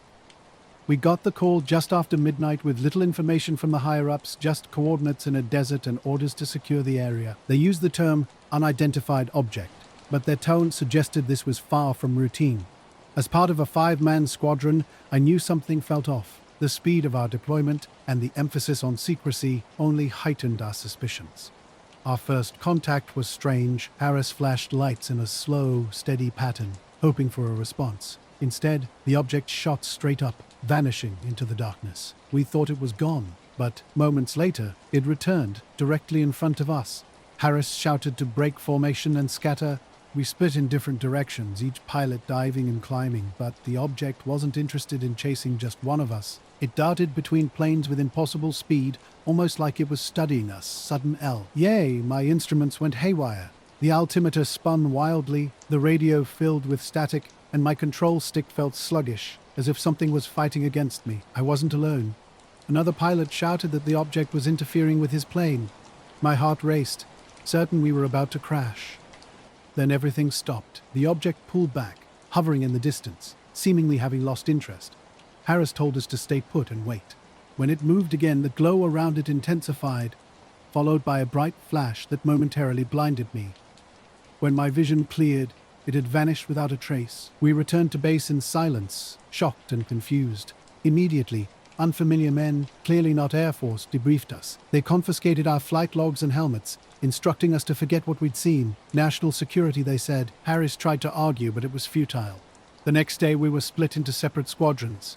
The official report claimed we'd encountered an unregistered Soviet aircraft, but I know what I saw, something not of this world. To this day, when I look at the night sky, I feel watched. Whatever that object was, it wasn't human. And whoever covered up the incident clearly knew far more than they revealed. The desert stretched out under a black sky, studded with stars, no moon, just the faint glow of the Milky Way above our vehicle rolled over uneven ground. The engines hummed, the only sound breaking the stillness we were driving into. What felt like $100 striking bit of a stillness we were driving into what felt like a complete void when the light first appeared. It wasn't natural, the soft bluish-white glow that hung steady over the horizon, not flickering or pulsing, just hanging there, casting long, faint shadows across the sand. We stopped half a mile away and peered at supple, faint shadows across the sand. We stopped half a mile away, approached on foot. The air felt unnaturally cold with a strange, metallic taste. The light grew brighter but never blinding, almost inviting though we sent you free. Aid alert as we crested the final dune. The city emerged, small but unmistakable buildings rising in strange, angular patterns, their edges sharp and clean walls that seemed to shimmer, not solid but translucent. Like pure light, the entire structure pulsed faintly, with a glow running through streets and structures. As if alive, secure the perimeter, Sergeant Whitman ordered, his voice steady, but his rifle grip tight. We split into pairs, circling the city closer. Inspection revealed no windows. Orpechi split into pairs, circling the city closer. Inspection revealed no windows. Orpechi split into pairs, circling the city closer. Inspection revealed no windows. Orpechi split into pairs, pulsed faintly with the city closer. Inspection revealed no windows. Doors just smooth surfaces reflecting soft light. Streets curved in impossible ways, looping with alien logic. Rodriguez muttered something about the city being made of energy. I stayed silent then. We saw the movement within dozens of figures, not the size of a figures, not possible. Then we saw the movement within dozens of figures, not the size of a figures, human, tall and thin, with elongated heads, their forms fluid and shimmering, like the buildings themselves flickering between solid and light. We're not real, Rodriguez whispered, pale-faced. I nodded, unsure, as we regrouped at the city's edge. Whitman pulled, radioed for instructions while we watched and waited. We lost radio contact immediately. The entire area was a dead zone. Whitman made it clear. No one goes alone. We moved as a tight unit into the city, every step careful. Something felt off. The air pressed against my skin, heavy and strange. Silence hung everywhere, interrupted only by a low humming vibration that seemed to emanate from the structures themselves. The figures around us moved with deliberate purpose, walking in straight lines, gathering in open spaces, but they never acknowledged our presence. We might as well have been ghosts. Then the walls began to change, flickering with three-dimensional projections that appeared like living holograms. Scenes from Earth materialized. Dense jungles with unrecognizable animals, massive elephant herds crossing plains, villages with straw huts, bustling markets filled with trading people. It's our high story, Whitman said quietly, his voice tight with tension. These projections covered every building, documenting everything. Ancient moments like pyramid construction, modern cities with towering skyscrapers, a comprehensive record of life itself. In the central square, the projections grew larger and more intricate. Walls showed brutal battles with soldiers locked in combat, their faces contorted in agony. Nearby, a family sat around a fire, their laughter frozen in time. This isn't just history, Lopez murmured. It's everything. The figures moved closer but remained detached. Up close, we saw they had no faces, just smooth surfaces where eyes and mouths should exist. Their bodies shifted like static, made of the same flickering light as the city around us. Suddenly, one stopped. It turned toward us, head tilting slightly, breaking the pattern of the other's continuous movement. The expedition wasn't meant to be anything major. Just a few experienced cavers exploring an unmapped cave system deep in the mountains, far from any towns. A local guide told us the caves stretched for miles, with some passages narrow and others opening into massive chambers. We descended through a wide gap in the rock face, sloping down into the earth. The air felt cool and damp, carrying the scent of wet stone. Nothing seemed out of the ordinary. Then things changed. There was something watching us, or at least I thought it was watching, though no eyes were visible. Its attention felt like a weight pressing on my chest. Whitman raised his rifle, warning it to stay back, his voice unsteady. The figure remained motionless, but a low hum began to intensify, vibrating through our bones. Projections around us flickered and distorted. Suddenly, a sensation invaded my mind. Not words exactly, but a clear understanding. Observe, learn, preserve. We all start. Edged back, clutching our heads, wincing as if struck by an invisible sound blast. The figure tilted its head, its light pulsing faster. Whitman's voice turned sharp. We needed to leave. We retreated carefully, keeping our eyes on the figures. They didn't follow, but the hum grew almost unbearable with each step. Projections blurred into static. When we finally crossed the city's boundary, the hum stopped. The air felt lighter. The metallic taste vanished. No one spoke on our return to the convoy. We were each lost in our own thoughts. The city glowed faintly behind us, but none of us looked back. Whitman tried the radio again, and this time it worked. We reported what we'd seen, though I doubt anyone believed us. The official report buried our experience under bureaucratic layers, classifying it as an unexplained phenomenon. Sometimes I think about that city, what it was doing in the middle of nowhere. It wasn't hostile, but it wasn't friendly either. It was just there, watching, recording, preserving. And I can't shake the feeling that it's still out there, glowing in the desert, documenting everything we do. We were exploring a complex cave system on our second day, having already marked our route and set up camp in a dry chamber. Eric, a seasoned geologist who'd been on countless similar expeditions, and I decided to split up with another team to cover more ground. While Eric meticulously collected samples and measurements, I focused on mapping our progress. After hours of exploration, we discovered a chamber that initially seemed unremarkable. It was roughly the size of a small house, with smooth walls and a high, arching ceiling. But something was different. Eric noticed unusual grooves spiraling from floor to ceiling, which appeared to have been melted or shaped rather than carved by traditional tools. At the chamber's center stood an artifact, a metallic, barrel-sized cone with its tip broken off. Its surface bore shifting patterns that seemed almost alive, moving in a way that defied explanation. I wasn't sure if it was a trick of our headlamp light, but the patterns were definitely moving. We stood in stunned silence for what felt like an eternity. Eric, driven by scientific curiosity, wanted to examine it closely. I felt uneasy, sensing something fundamentally wrong about the object. Despite my reservations, Eric approached, brushing away dust and debris from its base. Suddenly, a low hum filled the chamber. It wasn't loud, but I could feel it vibrating in my chest. Eric froze, his hand hovering just above the artifact's surface. The hum intensified, and the air grew heavy, pressing down on us. Then it activated. The hum transformed into a deep, resonant sound that shook the walls. Bright, sharp light pulsed from the artifact's surface, unlike anything I'd ever witnessed. Eric stumbled backward, dropping his tools.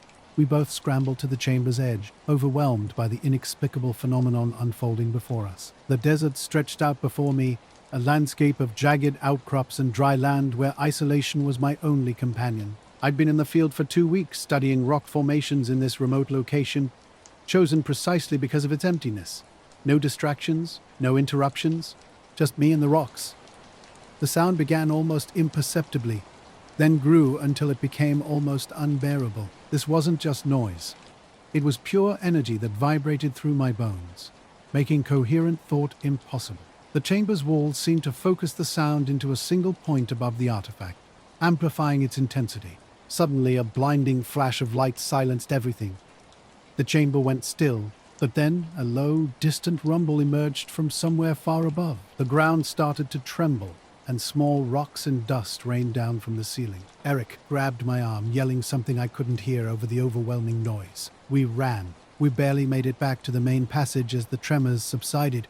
Somehow, we navigated the tunnels and found the others. They were pale and shaken, reporting they'd heard the sound too. Even from the other side of the cave system, no one understood what had happened. We decided to leave. The artifact was too strange, too dangerous. Nobody wanted to stay and risk finding out more. Our hike back to the surface was tense, with every sound and shadow setting my nerves on edge. When we finally emerged into daylight, a brief sense of relief washed over me, until we saw the sky. Something was there, just beyond the atmosphere, a faint ripple like heat waves, but moving with clear purpose. Faint ripple like heat waves, but moving with clear purpose. It shifted and pulsed, as if responding to something, then burst into light and vanished. On the journey back to town, Eric and I tried explaining what we'd witnessed, but the others weren't interested. By the time we reached civilization, the entire experience already felt distant and unreal. Now, late at night, I still wonder about the artifact and its strange sound. Did something, somewhere, hear its call? The memory lingers, a mystery without resolution. I was out in a remote desert region studying some unusual geological formations. The landscape was dotted with basalt columns, but something felt different here. Mineral compositions and erosion patterns didn't align with the surrounding terrain, and that mystery was exactly why I was here. My campsite sat near a dried riverbed. Days were spent hiking with my tools, collecting samples and making detailed notes. Nights were quiet, with only wind sounds and occasional desert animal movements breaking the silence. The isolation was both peaceful and untidy. Settling, on the 13th day, I discovered something remarkable. While exploring an unexamined section of rock formations, I found a cluster of stones that immediately struck me as odd. These rocks were smoother than their neighbors, almost polished, with a darker color and a faint metallic sheen. Their symmetry was too perfect to be natural, almost as if they'd been deliberately sculpted. I spent hours studying these rocks. Measurements, sketches, and sample collection consumed my afternoon. Something felt strange. They didn't seem natural, but I had no alternative explanation. That night, an unexplained uneasiness settled over my campsite. The desert seemed quieter, the air heavier. I tried dismissing these feelings as typical fatigue from weeks of solitary fieldwork. The next morning changed everything.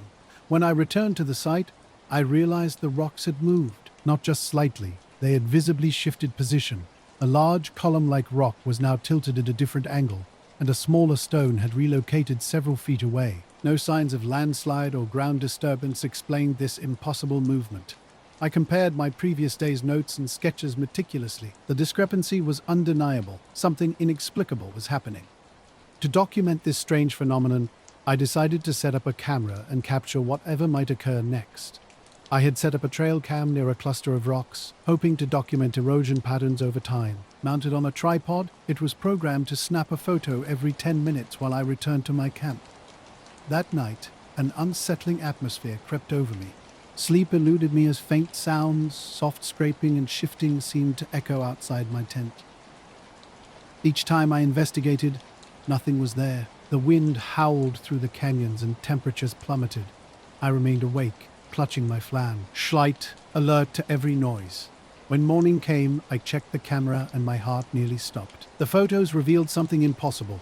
The rocks were moving. In the first frame, they sat in their original positions. The next showed them closer together, as if gathering. The final image displayed them arranged in a perfect circle. Rocks don't move independently. They don't form patterns, yet the evidence was undeniable. Something compelled me to return to the site, despite every instinct screaming to flee. As I approached, a strange vibration filled the air, a low, barely perceptible hum. The ground felt warm, almost alive beneath my feet. When I reached the rocks, I froze. Near its top, a faint glowing slit caught my eye. Not a crack, but an unblinking, alien eye staring directly at me. The hum intensified, resonating in my chest. Suddenly, I realized it originated from the rocks themselves. They began shifting, moving slowly and deliberately, as if engaged in communication. The hum transformed into a series of clicks and tones, rhythmic, purposeful. A language I couldn't comprehend. I stood paralyzed, feeling like an insect under a microscope, small, insignificant. The rocks neither approached nor retreated. They simply observed. Eventually, my survival instinct kicked in. I turned and ran, not stopping until I reached my campsite, hastily packing my gear and fleeing from that inexplicable encounter. I was driving away in a truck, speeding down the dirt road without stopping. Miles passed before I finally caught my breath. The truth was something I couldn't share. Not with colleagues, not with friends. I told myself it was just a hallucination, a trick of light, anything to make it seem less real. But deep down I knew those weren't rocks. They were something alive, something watching. It all began during a weekend. Trip to the lake with friends. We wanted to get away, to relax in a place I'd always loved. The water was usually clear, the air fresh, a spot that made you forget everything else. But that Saturday was different. We were lounging by the shore, soaking up the sun, when I first saw it. A strange, soft glow coming from the water. At first, I thought it was just an unusual light reflection. But as I looked closer, I realized this wasn't natural. The water had taken on an eerie, pale blue glow. Not bright, but definitely noticeable. My friends noticed too. Jenna stood up and asked, "Is that normal?" None of us had ever seen anything like it. We brushed it off as possibly some optical illusion, maybe algae or minerals reacting to sunlight in a weird way. After all, we knew this lake and it had never done this before. We decided to swim anyway. The glow was mesmerizing, and it didn't seem dangerous. When I stepped into the water, something felt different. The atmosphere changed. The air felt thicker, like the world was pressing in slightly. Yet, strangely, I felt calm. I haven't returned to that site since. But sometimes, late at night, I still hear that distant hum, a faint memory I can't quite forget. The water felt different, warm, but not like sunlight warming a pool. It was as if the heat came from within the lake itself. Swimming felt effortless, my body weightless in a way that defied normal physics. Every movement was too easy, the water seeming to support me without resistance. Everyone experienced the same strange sensation. We drifted more than swam, hardly moving, and the further we went, the more intense the feeling became. My muscles were completely relaxed, yet my mind remained oddly alert, a paradoxical state between wakefulness and sleep that felt almost hypnotic. It was peaceful, yet unsettling. Jenna floated beside me, her eyes wide and unfocused, staring blankly at the water's surface. When I called to her, she didn't respond. I shook her shoulder, and she blinked slowly, turning with a vacant expression. She nodded without speaking, as if emerging from a dream. Looking around, I realized we were all behaving the same way. Entranced, drifting without purpose or awareness. Something didn't feel right, despite the overwhelming sense of calm.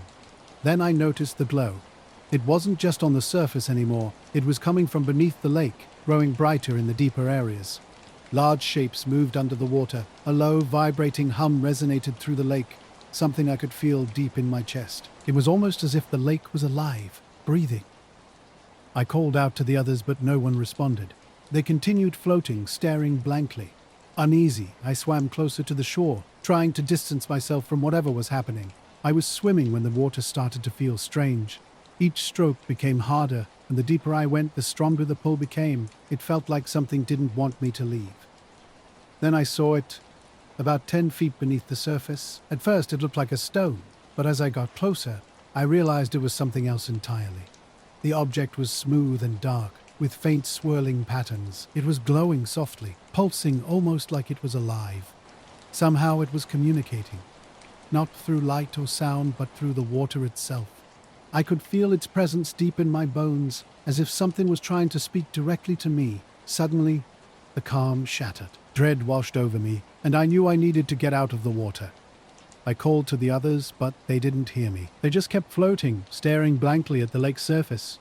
Swimming back to them felt impossible, like moving through thick tar. My arms were heavy, my legs like lead. When I finally reached the shore, I turned back and saw Jenna sinking. She wasn't floating anymore. The water was pulling her under. I screamed her name, but she didn't respond. She wasn't moving. I couldn't let her drown. I ran back into the water, ignoring the strange pressure in my chest. Grabbing her arm, I pulled with everything I had. But it was like trying to lift someone from quicksand. The water gripped her, dragging her deeper. I yelled for Mike and Ethan. They snapped out of their trance and rushed over. Together, we pulled Jenna from the water. The moment she was on shore, everything changed. The pull stopped. The lake's glow dimmed. The strange humming faded. We stood there, breathless, staring at the now peaceful water. Something had happened, something we couldn't explain. The lake looked calm, but we knew what we'd experienced was real. We were on a routine patrol, the kind of mission that becomes second nature after so many runs. 6 fighter jets flying in tight formation over open water, the sky crystal clear and calm. Everything felt smooth and ordinary, until it wasn't. At first, the changes were barely noticeable. The air seemed to grow heavy, the light subtly shifting in a way I couldn't quite explain. My instruments started acting strange. I tried to radio the other pilots, but only static answered. I could see the other jets, close enough to make out the pilots in their cockpits, but communication was impossible. Then the power began to flicker. My helmet's heads-up display went black, returning dimmer and weaker. My heart raced, but I stayed focused, running emergency protocols in my mind. The jet itself responded normally. No engine trouble, full maneuverability, but something was definitely wrong. The other jets started braky. Engine formation. Each pilot tried to understand what was happening independently. That's when I saw it. At first, just a distant glint of light unlike anything I'd ever witnessed. Not a plane, bird, or drone. Too bright, too precise. Like a star that had suddenly decided to move closer. Its movement defied logic.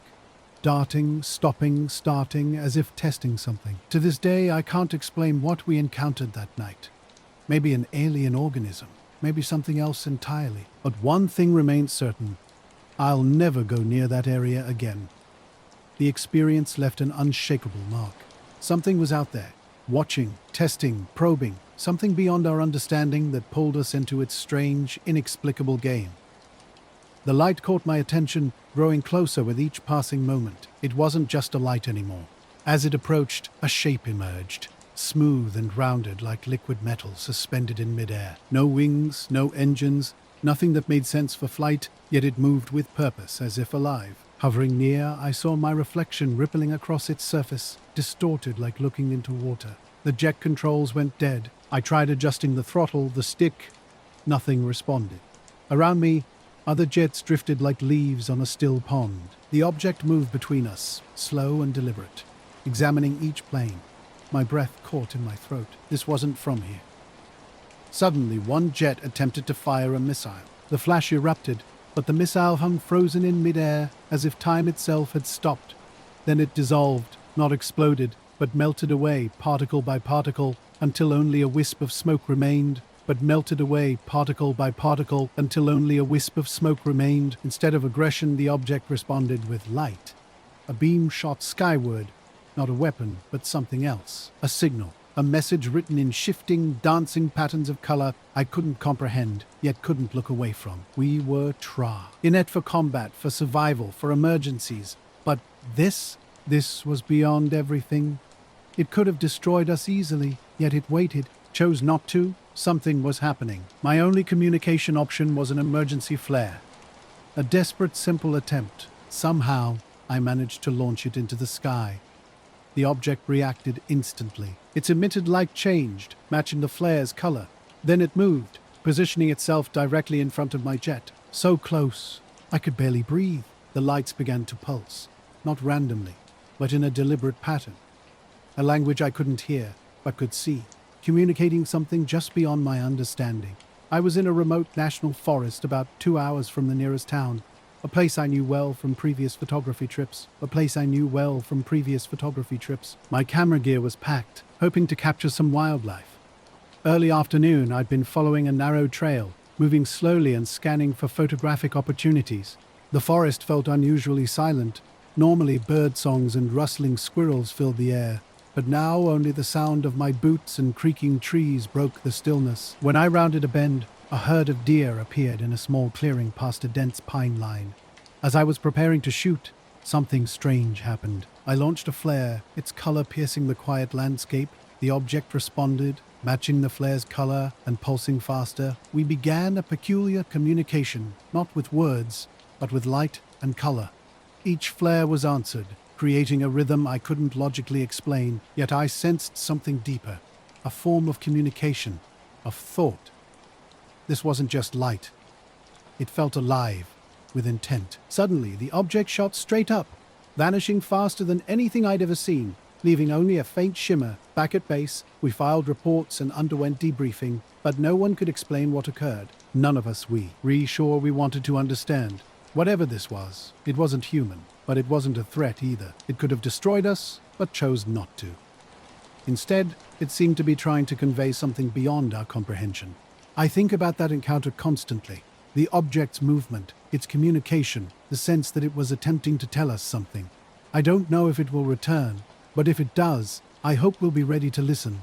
I noticed something was off with the deer. They weren't behaving normally, no grazing, no walking, not even the slightest ear twitch. Instead, they stood perfectly still, all facing the same direction, like an army of statues. I crouched behind a bush and pulled out my camera, zooming in for a closer look. Through the lens, their faces became clearer. Their eyes were wide, but not in a natural way. Something about their gaze made my stomach churn. They looked scared, or maybe hypnotized, all staring intently at the same spot deep in the forest. I tried to follow their line of sight, but could only see trees and shadows. Minutes passed and they remained motionless. Even the wind seemed unable to disturb them. Their fur didn't ruffle, their tails didn't move. The entire scene was deeply unsettling. Curiosity overcame my unease. Leaving my camera behind, I slowly approached the clearing. As I drew closer, the air changed. It wasn't cold, but heavy.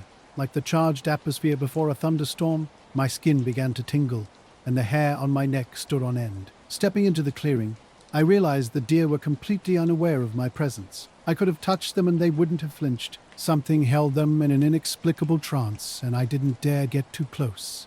Following their fixed gaze, I moved deeper into the forest. The trees grew denser, and light filtered through branches' in strange, fractured patterns. The tingling sensation intensified. A faint sound emerged, a low, rhythmic hum that grew louder with each step. It wasn't mechanical or natural, but something entirely alien. Then I saw it. At first I thought it was a trick of light. A soft glow nestled between the trees, unlike moonlight, out of place in the daytime. As I approached, I realized it was a sphere, about the size of a beach ball, hovering just above the ground. It wasn't solid in any conventional sense. Its surface rippled and shifted like liquid metal, defying normal physics. The glow wasn't constant either, but pulsed, growing brighter and dimmer in an hypnotic organic rhythm. The forest that night was unlike anything I'd ever experienced. I was a former Air Force radar operator, used to monitoring screens and tracking blips, but nothing prepared me for this moment. My work had always been routine, endless green screens, bad coffee, and uneventful shifts tracking signals. But this was different. Something was watching me. The sphere hung motionless, yet I felt its presence intensely. A strange hum resonated through my chest, almost musical but not quite. It seemed to pulse with an intelligence I couldn't comprehend. Around me, the wildlife was frozen. Deer stood perfectly still. Birds perched silently on branches, heads turned toward the sphere. A fox crouched low, tense but unmoving. Even raccoons sat rigid, all focused on the same spot. None acknowledged my presence. They were entranced. Time felt warped. Minutes could have been hours. The hum shifted, changing tone and intensity as if attempting communication. I felt lightheaded, sensing I was too close to something beyond my understanding. Slowly at first, then more quickly, I backed away. The animals didn't react. They remained fixed on the sphere as I retreated. I ran back to the clearing, but the deer were gone. The forest felt altered, the air lighter, yet an unsettling sensation lingered. I drove away fast, not looking back. I haven't returned to those woods since. But at night, when I close my eyes, that distant hum remains, a faint, haunting memory I can't escape. Harris had been doing this longer than me, and I thought he'd explain away the strange speed, but he didn't. He just stared at the screen. his mouth tightening like he was trying to solve a puzzle he didn't like. "That's not right," he said finally. "What do you mean?" I asked. He pointed at the screen. "It's jumping." And he was right. 1 second the object would be in one place, and then it would blink out and show up somewhere else entirely. Not a smooth movement, but like it was skipping chunks of space in between. That's not how anything flies. Not planes, not drones, not missiles. We logged it and called it in. Soon the room wasn't quiet anymore. Higher-ups with serious faces came in, all asking the same questions. What's its heading? What altitude? How fast? The problem was, we couldn't give clear answers. The numbers didn't make sense. 1 second it was moving at speeds that should have melted it into the atmosphere, and the next it was practically hovering. Then it would disappear entirely for a few seconds before showing up miles away. They scrambled a jet to intercept it. I watched the radar as the pilot got closer. The object was still jumping around, but it seemed like it was letting the jet catch up, like it wanted us to see it. Then, as soon as the pilot got within visual range, the thing vanished off my screen entirely. I thought it was gone for good, but then the pilot came over the radio, his voice shaky. "It's here," he said. "It's right in front of me." We all listened. The room was dead silent except for his voice. It's like nothing I've ever seen. It's shimmering lie. It's not solid, like it's there and not there at the same time. Then he yelled something I couldn't make out, and his signal went dead. His jet showed up on the radar again, flying back to base. When he landed, they rushed him out of the cockpit like he was sick. A few minutes later, the object came back. This time it was over the base, just sitting there stationary on the radar. Everyone was on edge. You could feel this tight, electric kind of tension in the air. Someone asked if they should scramble more jets, but the commander was watching the screen. His jaw clenched. "Let's see what it does," he said. The base's equipment suddenly died without warning. Every screen went black, but the lights remained on. My heart raced as I stared at the blank display, feeling like I might pass out. Harris kept muttering, "This isn't right," over and over. The object's behavior was terrifying. It flickered and disappeared, each time getting closer. First a mile out, then half a mile, then right over our location. A strange sound emerged, unlike anything I'd heard before. It wasn't loud, exactly, but deeply wrong, like metal bending and glass shattering, but slower, as if underwater. The sound seemed to come from everywhere and nowhere simultaneously. Power returned after what felt like an eternity, though probably only a minute or two. The object vanished completely. No trace remained on the radar, nothing in the sky, gone as if it had never existed. Officially, they called it a radar malfunction. That's what we were instructed to tell anyone who asked. But we knew what we'd seen, what we'd experienced. I transferred out months later, telling myself it was just time for a change. The truth? I was afraid it might return. Even now, years later, I can't shake the memory. Lying in bed, I'll hear a plane overhead and momentarily wonder if it's them. That deep, wrong sound haunts my dreams. Sometimes I wake up thinking, what if it wasn't the last time? It was an unplanned night. A spontaneous decision to grab my telescope and head to the park, seeking a break from everything. Some quiet time under the stars. The weather was clear, the air cool and comfortable. Close to home, I didn't bother telling anyone my destination. Just a couple of hours, I thought. The park was nearly empty after dark. A few streetlights lined the main path, but beyond that, darkness prevailed. At the far end, a hill offered a decent view of the sky, perfect for stargazing and momentary escape. I headed to the hill with my telescope, a small backpack tucked under my arm. Inside were a notebook, flashlight, and some snacks. The evening was quiet, with only cricket chirps breaking the silence and distant car noises barely registering. My telescope wasn't anything fancy, just a mid-range model I'd bought years ago, but it worked perfectly for stargazing. I set it up and started scanning the eastern sky, looking at bright stars, familiar constellations, and the few planets I could recognize. It was peaceful, just sitting there and absorbing the vastness of space. A star cluster that seemed wrong. These stars weren't part of any known constellation, and their arrangement looked too precise, almost deliberate. At first, I thought it might be an optical illusion or a problem with my telescope. I adjusted the lens and checked the focus, but the grid-like formation remained unchanged. The stars began blinking, but not like normal twinkling. This was different, a sequenced pattern, one after another, almost rhythmic. Intrigued, I grabbed my notebook and started documenting the blinking. Initially, it looked like random dots and dashes, similar to Morse code. But the more I observed, the more convinced I became that something was trying to communicate. I didn't want to leave. My phone was at home and I feared the pattern might vanish if I moved. So I stayed, watching through the telescope, meticulously recording every blink and sequence. Hours passed, but I couldn't stop observing. Around midnight, the blinking changed. The pattern slowed, becoming more regular, almost as if waiting for a response. An unsettling feeling crept over me. It felt like something was watching me, aware of my presence. I nervously swept my flashlight around the empty park, hearing only the wind rustling. But the sensation remained. Something was out there, communicating through those strange, rhythmic stars. Night had fallen, and I was scanning the sky through my telescope when something caught my eye. At first, it seemed like just another starry expanse, but then I noticed something different. A massive dark shape was moving slowly beyond the grid, blocking part of the sky. This wasn't a cloud or a shadow. It was solid and deliberate. My hands trembled as I tried to keep the telescope steady. The object was enormous, unlike anything I'd ever seen. Its surface was smooth, almost reflective, with no visible lights or markings. It just hovered silently at the edge of the atmosphere. Then I realized the blinking stars weren't stars at all. They were coming from the ship itself, forming a pattern. Panic rose in my chest as the blinking intensified, becoming faster and more purposeful. Suddenly, the lights began to spell out words, English letters appearing in the sky. "Help," the first message read. I froze, my mind racing. Help? Help with what?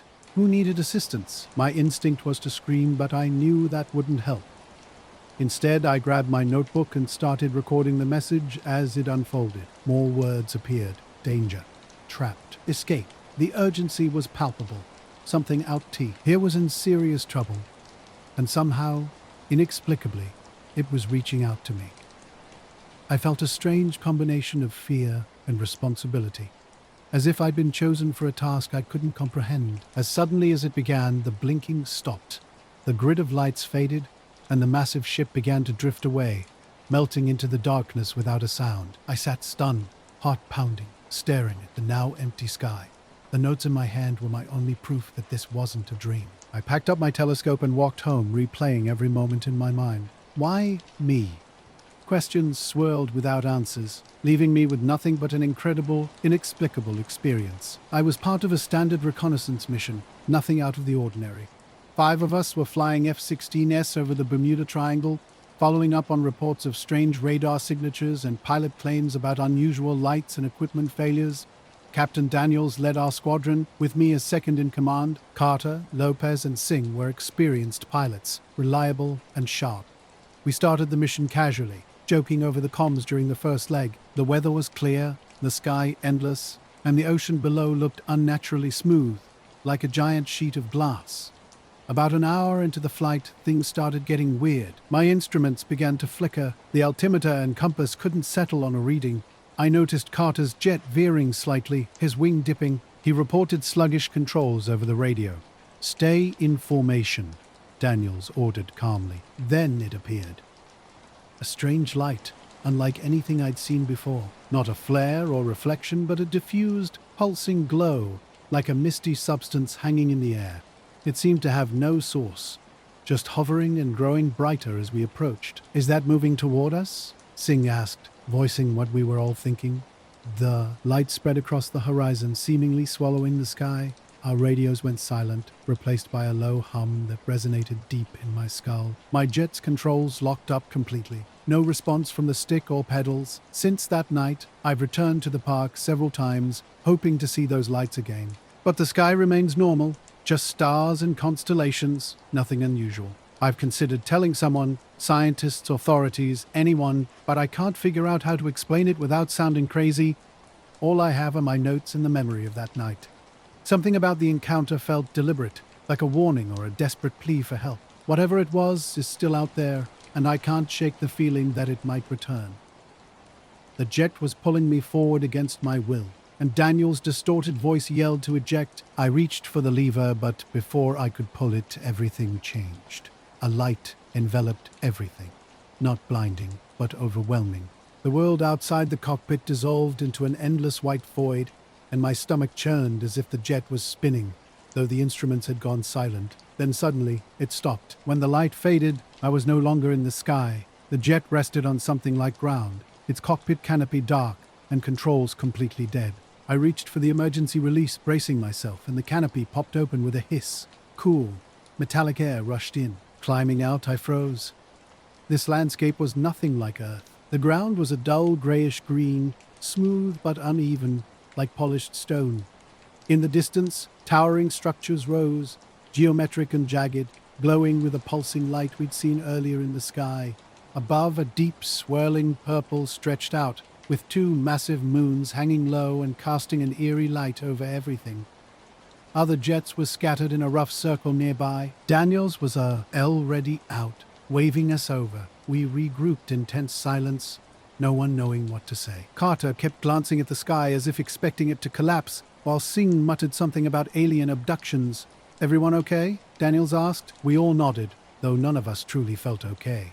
Before we could start assessing our situation, a sound broke the silence. A deep, resonating hum that seemed to come from everywhere at once. It wasn't mechanical. It felt alive, like an amplified heartbeat. Turning toward the source, we saw them. Definitely not human. 5 beings, roughly our size but elongated, with limbs too long and movements unnaturally fluid. Their skin was a pale, translucent blue, faces featureless except for faint glowing lines where eyes and mouths might have been. They didn't walk. They glided, barely touching the ground. We instinctively raised our sidearms, though it felt futile. Daniels held up a hand, signaling us to stand down. The beings stopped a few paces away. The beings stood yards away, their glowing lines shifting into intricate patterns that almost resembled symbols. Suddenly, a voice resonated in our heads, not spoken aloud, but unmistakably clear. We all heard it, understood its meaning despite no words being in any recognizable language. Daniel stepped forward, weapon lowered, speaking with steady resolve. We explained we hadn't intentionally invaded this space, that we were drawn in by the light, the lead being tilted its head, considering our words carefully. "You are not prepared for this place," the voice communicated. "Your existence disrupts the balance." Daniel remained firm. "We want to go back. We mean no harm." The other beings exchanged rapid patterns of light, their glowing lines pulsing faster. A growing hum filled the air, making coherent thought difficult. Then the lead being spoke again, demanding we restore something we had taken. When Daniel questioned what we might have taken, a pool of light materialized beneath us. Swirling with painful, intense colors, it revealed flickering images. Our jets, their energy, the disturbance they created. In that moment, I understood we weren't mere intruders, but a genuine threat to this delicate environment. Daniel's face turned grim. "We need to power down the jets completely," he instructed. "They're feeding off our energy." We scrambled back to our cockpits, shutting down every system. Though the jets were already inactive, we ensured absolutely no power remained. When we regrouped, the beings seemed calmer, their glowing lines softening and the humming diminishing. "You may leave," the leader communicated, "but your world is fragile. Its boundaries are not secure. Take care where you tread." Before we could respond, light engulfed us again. When it faded, we were back in the sky, jets functional, as if no time had passed. We returned to base in silence, each wrestling with our extraordinary experience. The official report sanitized everything. A spatial anomaly, classified top secret, no mention of aliens or other worlds. But I know what we saw. And sometimes late at night, I still hear that haunting hum. The silence is faint but persistent, lingering like a whisper that makes me question whether we truly left that place behind, or if something of it remains with us. Patrol flights were routine for me. Pre-flight checks, fueling up, taking off, just like hundreds of times before. This day started perfectly, with a crisp blue sky that made flying feel effortless. The jet responded smoothly, every switch and lever functioning exactly as it should. Then the strange occurrences began. First, a quick flicker of cockpit lights, a momentary power surge that caught my attention. I checked the gauges, fuel, hydraulics, altitude, everything appeared normal. But it happened again, this time longer, with the entire dashboard blinking out for several seconds before returning. I radioed the base, seeking information about potential electrical system issues. I switched frequencies, but the line remained dead. Unnerving, yet I rationalized it could be interference or equipment failure. Something in the distance caught my eye. A distant glint that looked like a reflection. Not moving like a typical aircraft or drone, this object hovered completely still. As I approached, cockpit flickering intensified and the jet's engine sputtered. The controls grew sluggish and panic began to rise. Pushing the throttle yielded nothing. The object revealed itself, not metallic, but with a dark, translucent surface that rippled like oil on water. Neither solid nor entirely fluid, it remained silent and motionless. The jet was losing power, dropping altitude rapidly. No system responded. Emergency backups failed. The ejection lever remained inactive, leaving me trapped and gliding toward the mysterious object. The cockpit air felt different, heavy, with changing pressure that made my ears pop. My hands gripped the controls, though they were now useless. Breathing sharp, I could only watch as we descended toward the enigmatic presence that seemed to be draining the very life from my aircraft. The jet was mid-flight when everything changed. Suddenly, it stopped as if hitting an invisible barrier. A strange object approached me, moving with deliberate slowness. Then darkness consumed everything. When I regained consciousness, I was still in the cockpit, but not in the sky. An endless black void surrounded me. My first instinct was to think I'd crashed, but the jet was completely intact and I was unharmed. Soft yet blinding light began to fill the space from all directions. Shapeless shadows moved without clear origin. The object from earlier hovered above me now, close enough to reveal a strange, shifting pattern that pulsed like a living thing. A low hum penetrated my body. It wasn't a sound heard through my ears, but something felt deep inside. My skin tingled, my chest tightened. The jet's controls flickered briefly before going dark again. The hum intensified, and the jet started to shake. I was certain this presence would crush or tear apart the aircraft. But then everything stopped. The hum transformed, becoming rhythmic, almost like a signal. It was scanning me, not just the jet, but me specifically. Something pulled at my mind, extracting memories and images I didn't even know I had. I tried to resist, to block it out, but the invasion was overwhelming. I couldn't comprehend its purpose, only that it was taking everything. Blinding light flooded the cockpit again. When I opened my eyes, the void was gone. The jet was back in the sky, engines roaring as if nothing had happened. Gauges were normal, controls responsive, and the radio active. I contacted base, and this time they answered. They asked about my off-course route and lack of previous communication. I had no explanation they would believe. I simply reported a systems failure and returned to base. Upon landing, ground crew swarmed the jet, meticulously checking for damage. They found nothing, not even a scratch. But I knew what I'd experienced. Despite attempts to rationalize it as a malfunction or hallucination, I knew something extraordinary had happened. Deep in a forest untouched for centuries, I was on a routine work trip. My job was simple: catalog species, take soil samples, and assess the ecosystem's health. I loved the solitude, and this place felt different, alive in a way most environments no longer were. A massive tree caught my attention. Its trunk was wide enough to fit a small car, with thick, gnarled bark covered in moss and fungi, roots spread out like a muscular network, some disappearing underground, others twisting above ground. This tree felt unusual. It seemed to have a presence, watching everything around it. While setting up my equipment, I felt a faint vibration beneath my feet. Initially, I tried to rationalize it, maybe wind-shifting branches or underground animal movement, but the air was still, and these vibrations weren't random. They had a rhythm, soft but steady, almost like a heartbeat. Crouching down, I pressed my palm against an exposed root. The vibration intensified, feeling layered with multiple overlapping rhythms. This wasn't normal. I spent hours investigating, taking soil samples, recording vibrations with my phone, and using a basic seismometer. The readings were bizarre patterns that didn't match any geological data and seemed to originate from far beneath the tree's roots. Curiosity drove me to dig. With only a small trowel, I slowly excavated through dense, root-filled soil. The vibrations grew stronger, making my fingers tingle. About a foot down, I discovered something unexpected: a smooth, cold, metallic surface. This wasn't a rock. Deep down, I know what I found wasn't from here. And it's still out there, watching. The ground beneath my feet trembled with a constant, rhythmic pulse.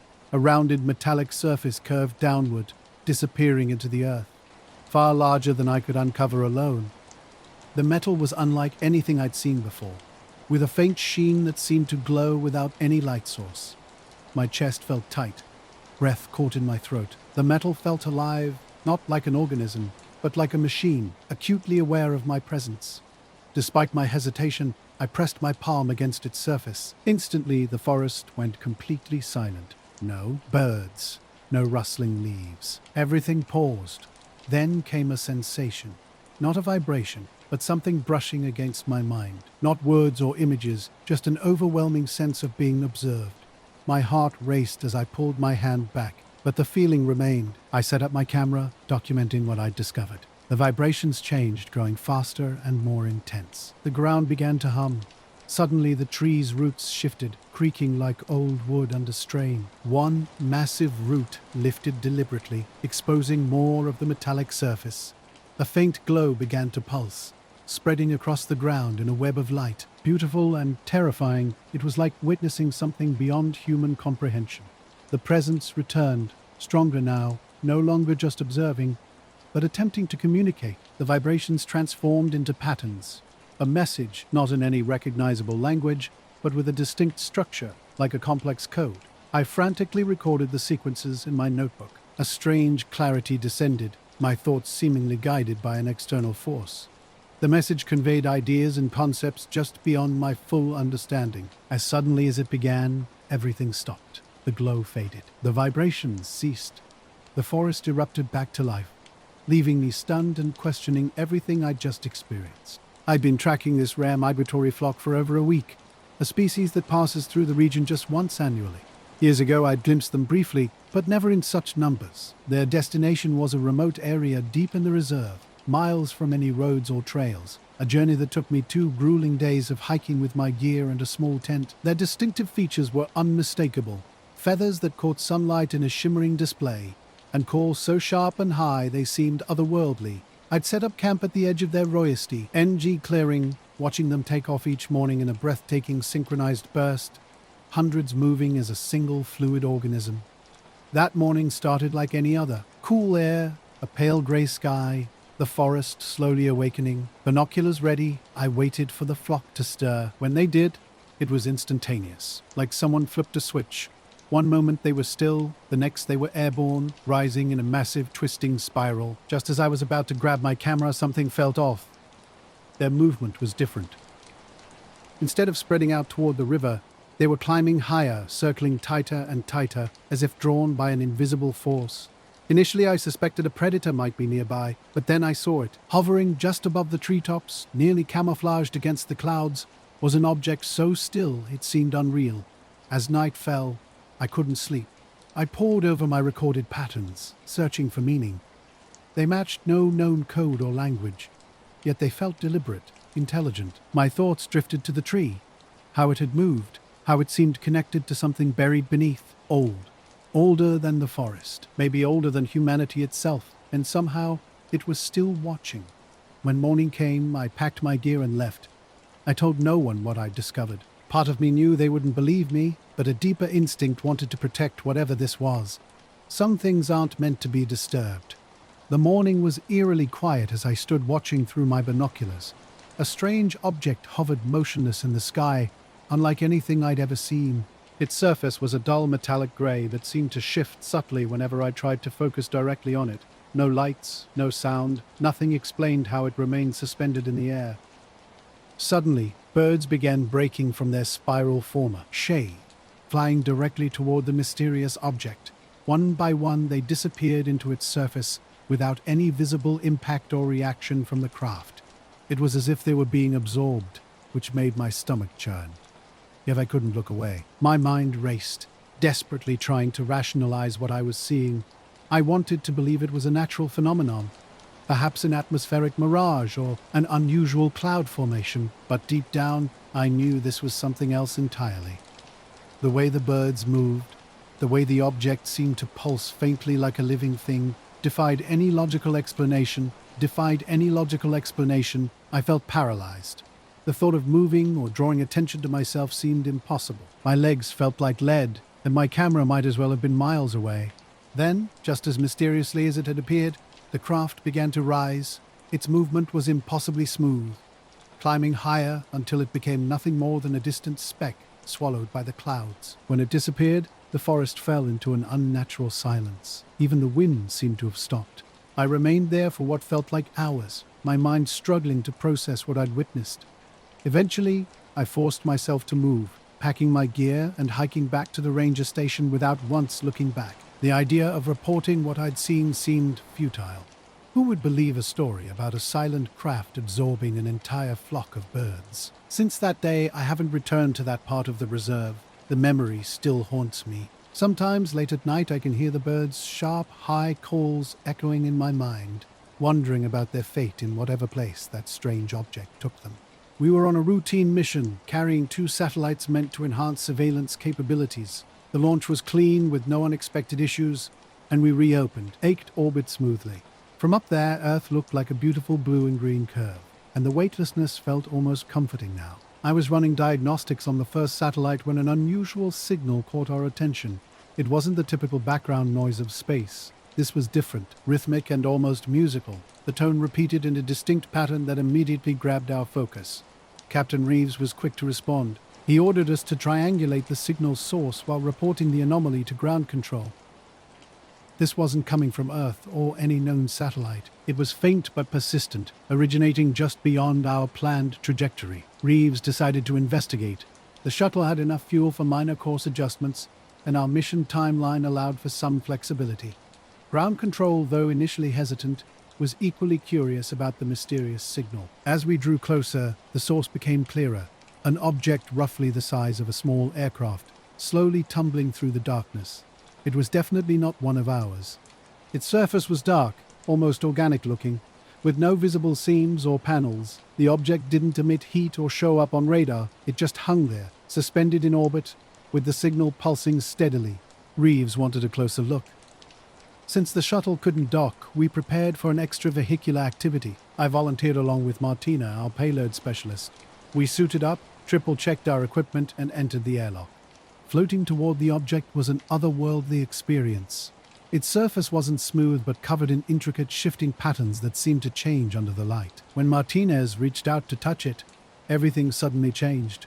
The object reacted, not with lights, but with a surge of energy that transformed our entire mission. Our shuttle drifted near the strange object, its surface patterns starting to move and glow faintly. A low hum filled the void, vibrating through our suits.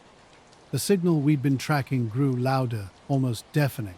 Before we could retreat, the shuttle systems went haywire. Lights flickered and engines powered down. Reeves's voice cracked with panic as he tried to regain control. Martinez and I scrambled, but the object had different plans. A beam of light, if you could call it light, reached out, connecting with the shuttle. Not solid, more like a stream of particles, but with unmistakable force. The shuttle was caught in its grip, slowly pulled toward the object. Reeves shouted for us to get inside, but the airlock wouldn't open. Systems were completely unresponsive. We clung to the hull, helpless as the object drew us closer. Lights returned briefly, with strange shadow-like patterns dancing across the walls. Then I heard a voice, not through comms, not in my ears, but directly in my head. It wasn't speaking words, yet I understood perfectly. It was asking for help. It was a vessel, damaged and stranded, caught in Earth's gravity, unable to escape. The signal we'd followed was a distress call, and now it was feeding off our systems to survive. Manually, Martinez and I forced the airlock open and got inside.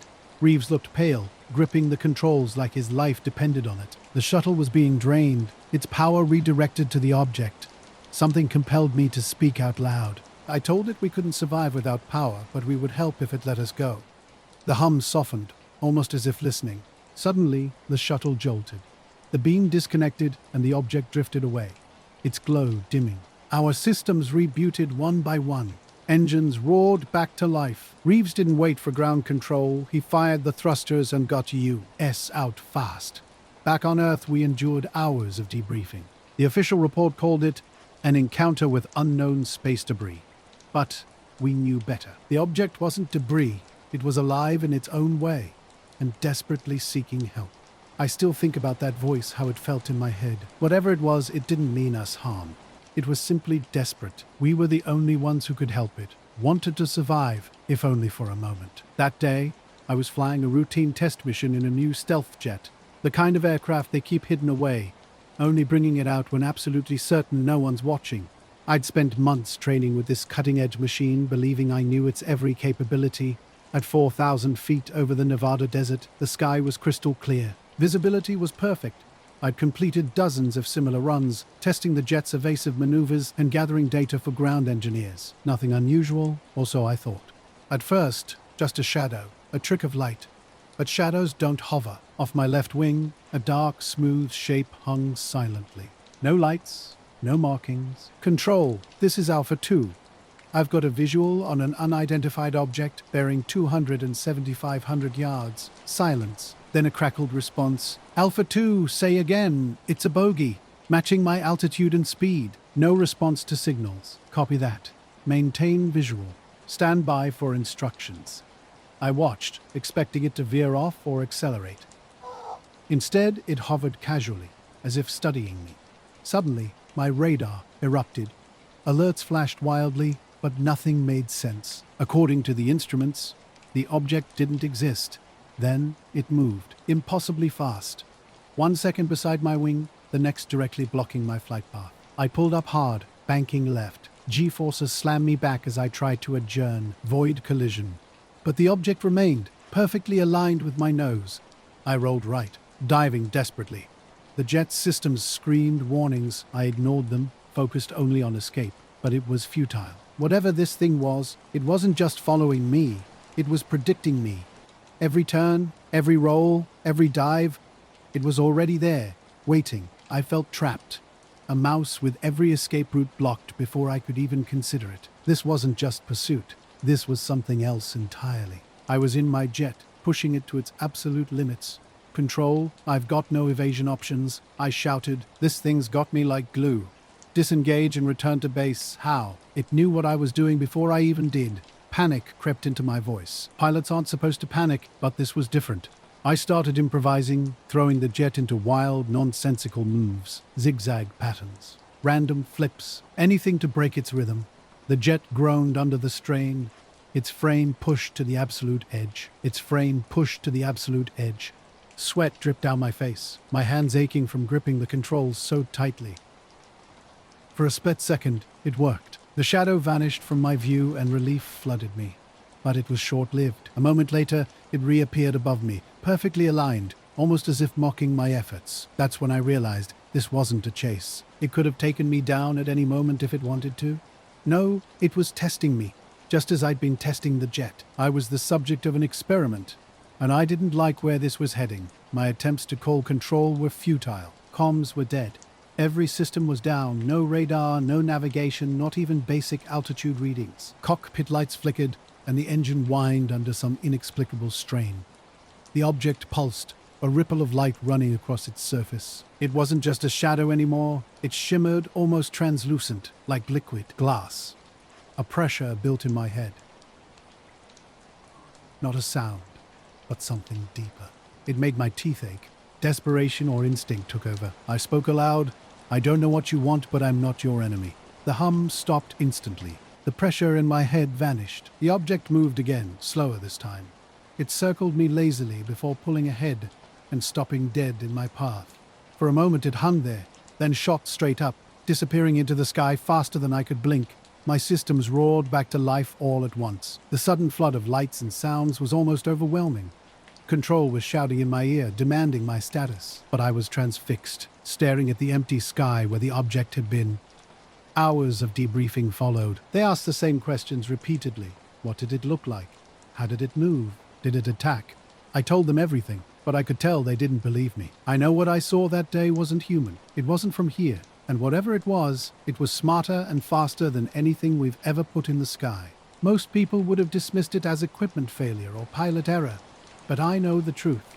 I was on a routine patrol over a mostly empty stretch of coastline. The kind of flight you could do with your eyes closed after years of experience. The weather forecast promised clear skies, but a bank of heavy clouds rolled in unexpectedly. Nothing unusual for a pilot. You fly through worse.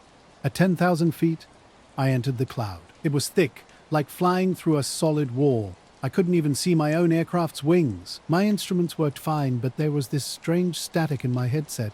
Faint, but definitely there. I figured it was just moisture or electronic interference. Halfway through, the static changed. It wasn't random anymore. It sounded rhythmic, almost like clicking. Before I could make sense of it, I broke through Tess off the other side. Sunlight hit me like a spotlight, and everything seemed normal again. That's when I saw it. Attached to the right wing near the tip, something that looked like debris at first glance. But it wasn't moving like something caught in the wind. Long, translucent tendrils wrapped around the wing's edge like fingers. The main body was almost transparent, with faint blue and purple veins pulsing slowly, as if alive. It reminded me of a jellyfish. I tried to shake it off. I dipped the wing, jerked the stick, even climbed to see if a change in pressure would dislodge it. Nothing worked. It just held on, its tendrils tightening slightly, almost as if it understood my attempts. My heart was racing. I called back to base control. Echo 1, I've got something on my wing. I still fly, but now I keep one eye on the horizon. I don't think it's coming back for me, but if it does, I'm not sure I'll be lucky enough to outfly it again. I tried to communicate, but static on the line made my message unclear. The biological entity seemed not to understand my repeated attempts to relay information. As I struggled to speak, the interference worsened, carrying a familiar rhythmic clicking I'd heard before in the cloud, Giving up on radio communication, I turned my attention to the creature on my wing. It was moving, albeit slowly, with a body that rippled like it was breathing.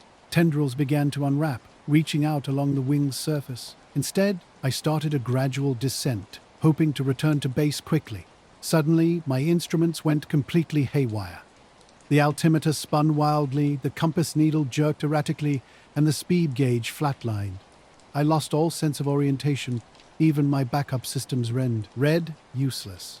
The static in my headset grew louder, drowning out everything. What began as clicks transformed into a deeper sound, a low hum or growl. Then I spotted it, a distant light, barely visible against the bright sky, pulsing in the same rhythm as the creature's veins.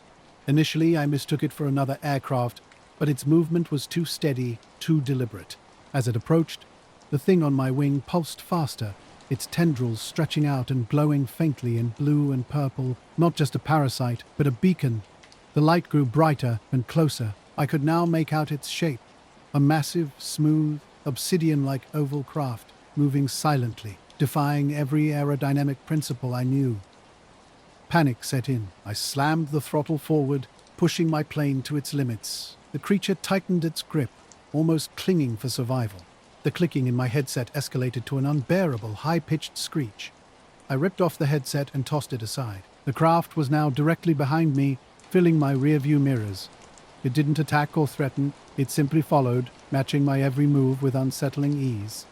I realized I couldn't outrun it. My only option was to deal with the entity on my wing. Remembering the emergency flares, I knew they weren't much, but they burned hot. I was flying a standard cargo route with Anders and Davis. Nothing unusual, just another night in the air hauling equipment to the base.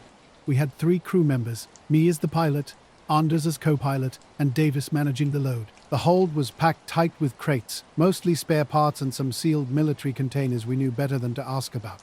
Weather was clear, instruments were good, and we'd been cruising at altitude for hours. It was quiet, except for the engine's steady hum. Ninders had just started talking about his old training days when Davis's voice came over the intercom from the back. "You guys hear that?" he said. "Hear what?" I asked. Thought I heard something moving back here. Probably nothing. Could be the pressure messing with me. Double-check the straps, Anders suggested. Last thing we need is a loose crate sliding around. We didn't think much of it initially, but a few minutes later, Davis called again, this time sounding less casual. "I'm telling you there's something moving back here. I'm checking it out." Suddenly, I popped the canopy slightly, just enough to release a flare. The wind tore at my face, deafening and freezing. I managed to angle the flare launcher toward the wing and fired. A bright, angry streak of red shot out, hitting the edge of the wing near the creature's body. The reaction was immediate. The jellyfish-like thing let out a blinding flash of light, its veins flaring white-hot. It released its grip on the wing, tendrils retracting quickly. It drifted off into the air, hovering momentarily before falling away. The pulsing stopped, and the clicking in my headset went silent. My instruments snapped back to life, dials stabilizing as if nothing had happened. The craft behind me slowed, then stopped. It hovered briefly, seeming to decide its next move. then turned and disappeared into the horizon in a blink. I didn't stick around to see if it would return. I dove straight for the base, radioing in as soon as I was close enough. When I landed, the mechanics found scorch marks on the wing where the thing had been. No other damage, no sign of the creature. I still don't know what it was or why it was there, but I know it wasn't random. It was waiting for something or someone, and whatever it was signaling to is still out there. I glanced at Anders, but kept quiet. Strange shifts during flight sweep. Rent uncommon. We waited for Davis to check in, but minutes ticked by with no response. 10 minutes passed. Davis, you good back there? I called over the intercom. Silence. I set the plane on autopilot and told Anders to stay put. The cargo hold was dim, overhead lights casting a cold, pale glow. The air felt heavy, pressing down on me like a weight. I moved slowly between crates, calling Davis's name. No answer. Halfway down the hold, I spotted his flashlight on the floor, its beam pointing at nothing. As I bent to pick it up, a faint, wet sound caught my attention, like something sticky being peeled away. It came from behind a large, bolted-down container. I swept the flashlight toward the noise, catching a glimpse of something moving. Quick. Fluid. Like a shadow, but solid. It slipped away before I could focus. Heart racing, I forced myself closer. Turning the corner, I found Davis slumped against the container. His eyes were open but unseeing, staring past me. His face was pale, frozen, in pure terror. I dropped to my knees, shaking him. He was breathing, shallow and fast, but completely unresponsive. The wet peeling noise came again, closer now, almost behind me. I spun around, flashlight wild. There it was, crouched low in the shadows. Its body was slick and dark, almost oily, shimmering faintly. Dog-sized, but with a shape that defied logic. Sharp angles and smooth curves that shouldn't exist together. 2 glowing slits served as eyes, bright and unblinking. It didn't move, just stared, waiting. I couldn't look away. My legs felt like lead. My brain screamed to run, but my body refused to listen. Then it hummed. A low vibration I felt in my chest more than heard. The lights flickered. I found myself standing, somehow summoning the strength to back away slowly from the noise. My flashlight stayed, trained on it, but the thing didn't follow. It just watched. I reached the intercom and shouted for Anders to get back immediately. A minute later, Anders appeared at the hold's edge, his face draining of color when he saw Davis and the creature. "What the hell is that?" he whispered. I couldn't explain. I just knew it wasn't from here. We had no time to process. The hum intensified, and the plane began to shudder. Alarms blared in the cockpit as something interfered with the electronics. Anders rushed back to stabilize us, leaving me alone with the entity. It started moving, slowly unfolding as if stretched after being cramped. Its body shifted and stretched, seemingly uncertain of its form. Instead of approaching me, it turned toward a sealed container, reaching out with tendrils that brushed its surface. That's when I realized this wasn't just a hiding creature. It was running from something, and whatever it sought was inside that container. A violent jolt knocked me down. The creature froze, its glowing slits narrowing. I scrambled back, shouting for Anders, but silence answered. The alarms screamed as the plane fought to stay airborne. The creature turned back to me. For a moment I thought it would attack. Instead, the plane steadied. Anders regained control, and we made an emergency landing at the nearest base. When the crew inspected the cargo hold, everything had changed. The creature was gone. Davis was alive but unresponsive. The sealed container stood open, its contents missing. The military took over, revealing nothing. We were told not to speak of it. Davis eventually recovered but never discussed what happened. I still don't understand what that thing was or what it wanted. But I know one thing. Its presence was no accident. Something dangerous lurks in the shadows, unseen ever present. A creature or force is on the move, fleeing with urgent desperation. Whatever caused this flight remains a mystery, hidden, waiting, watching. The sense of threat hangs in the air, unresolved and ominous. Something has triggered this escape, and its presence continues to cast a long, dark silhouette over the scene. The unknown pursuer or threat hasn't been left behind. It lingers just beyond perception, a silent menace that keeps tension coiled tight and nerves on edge.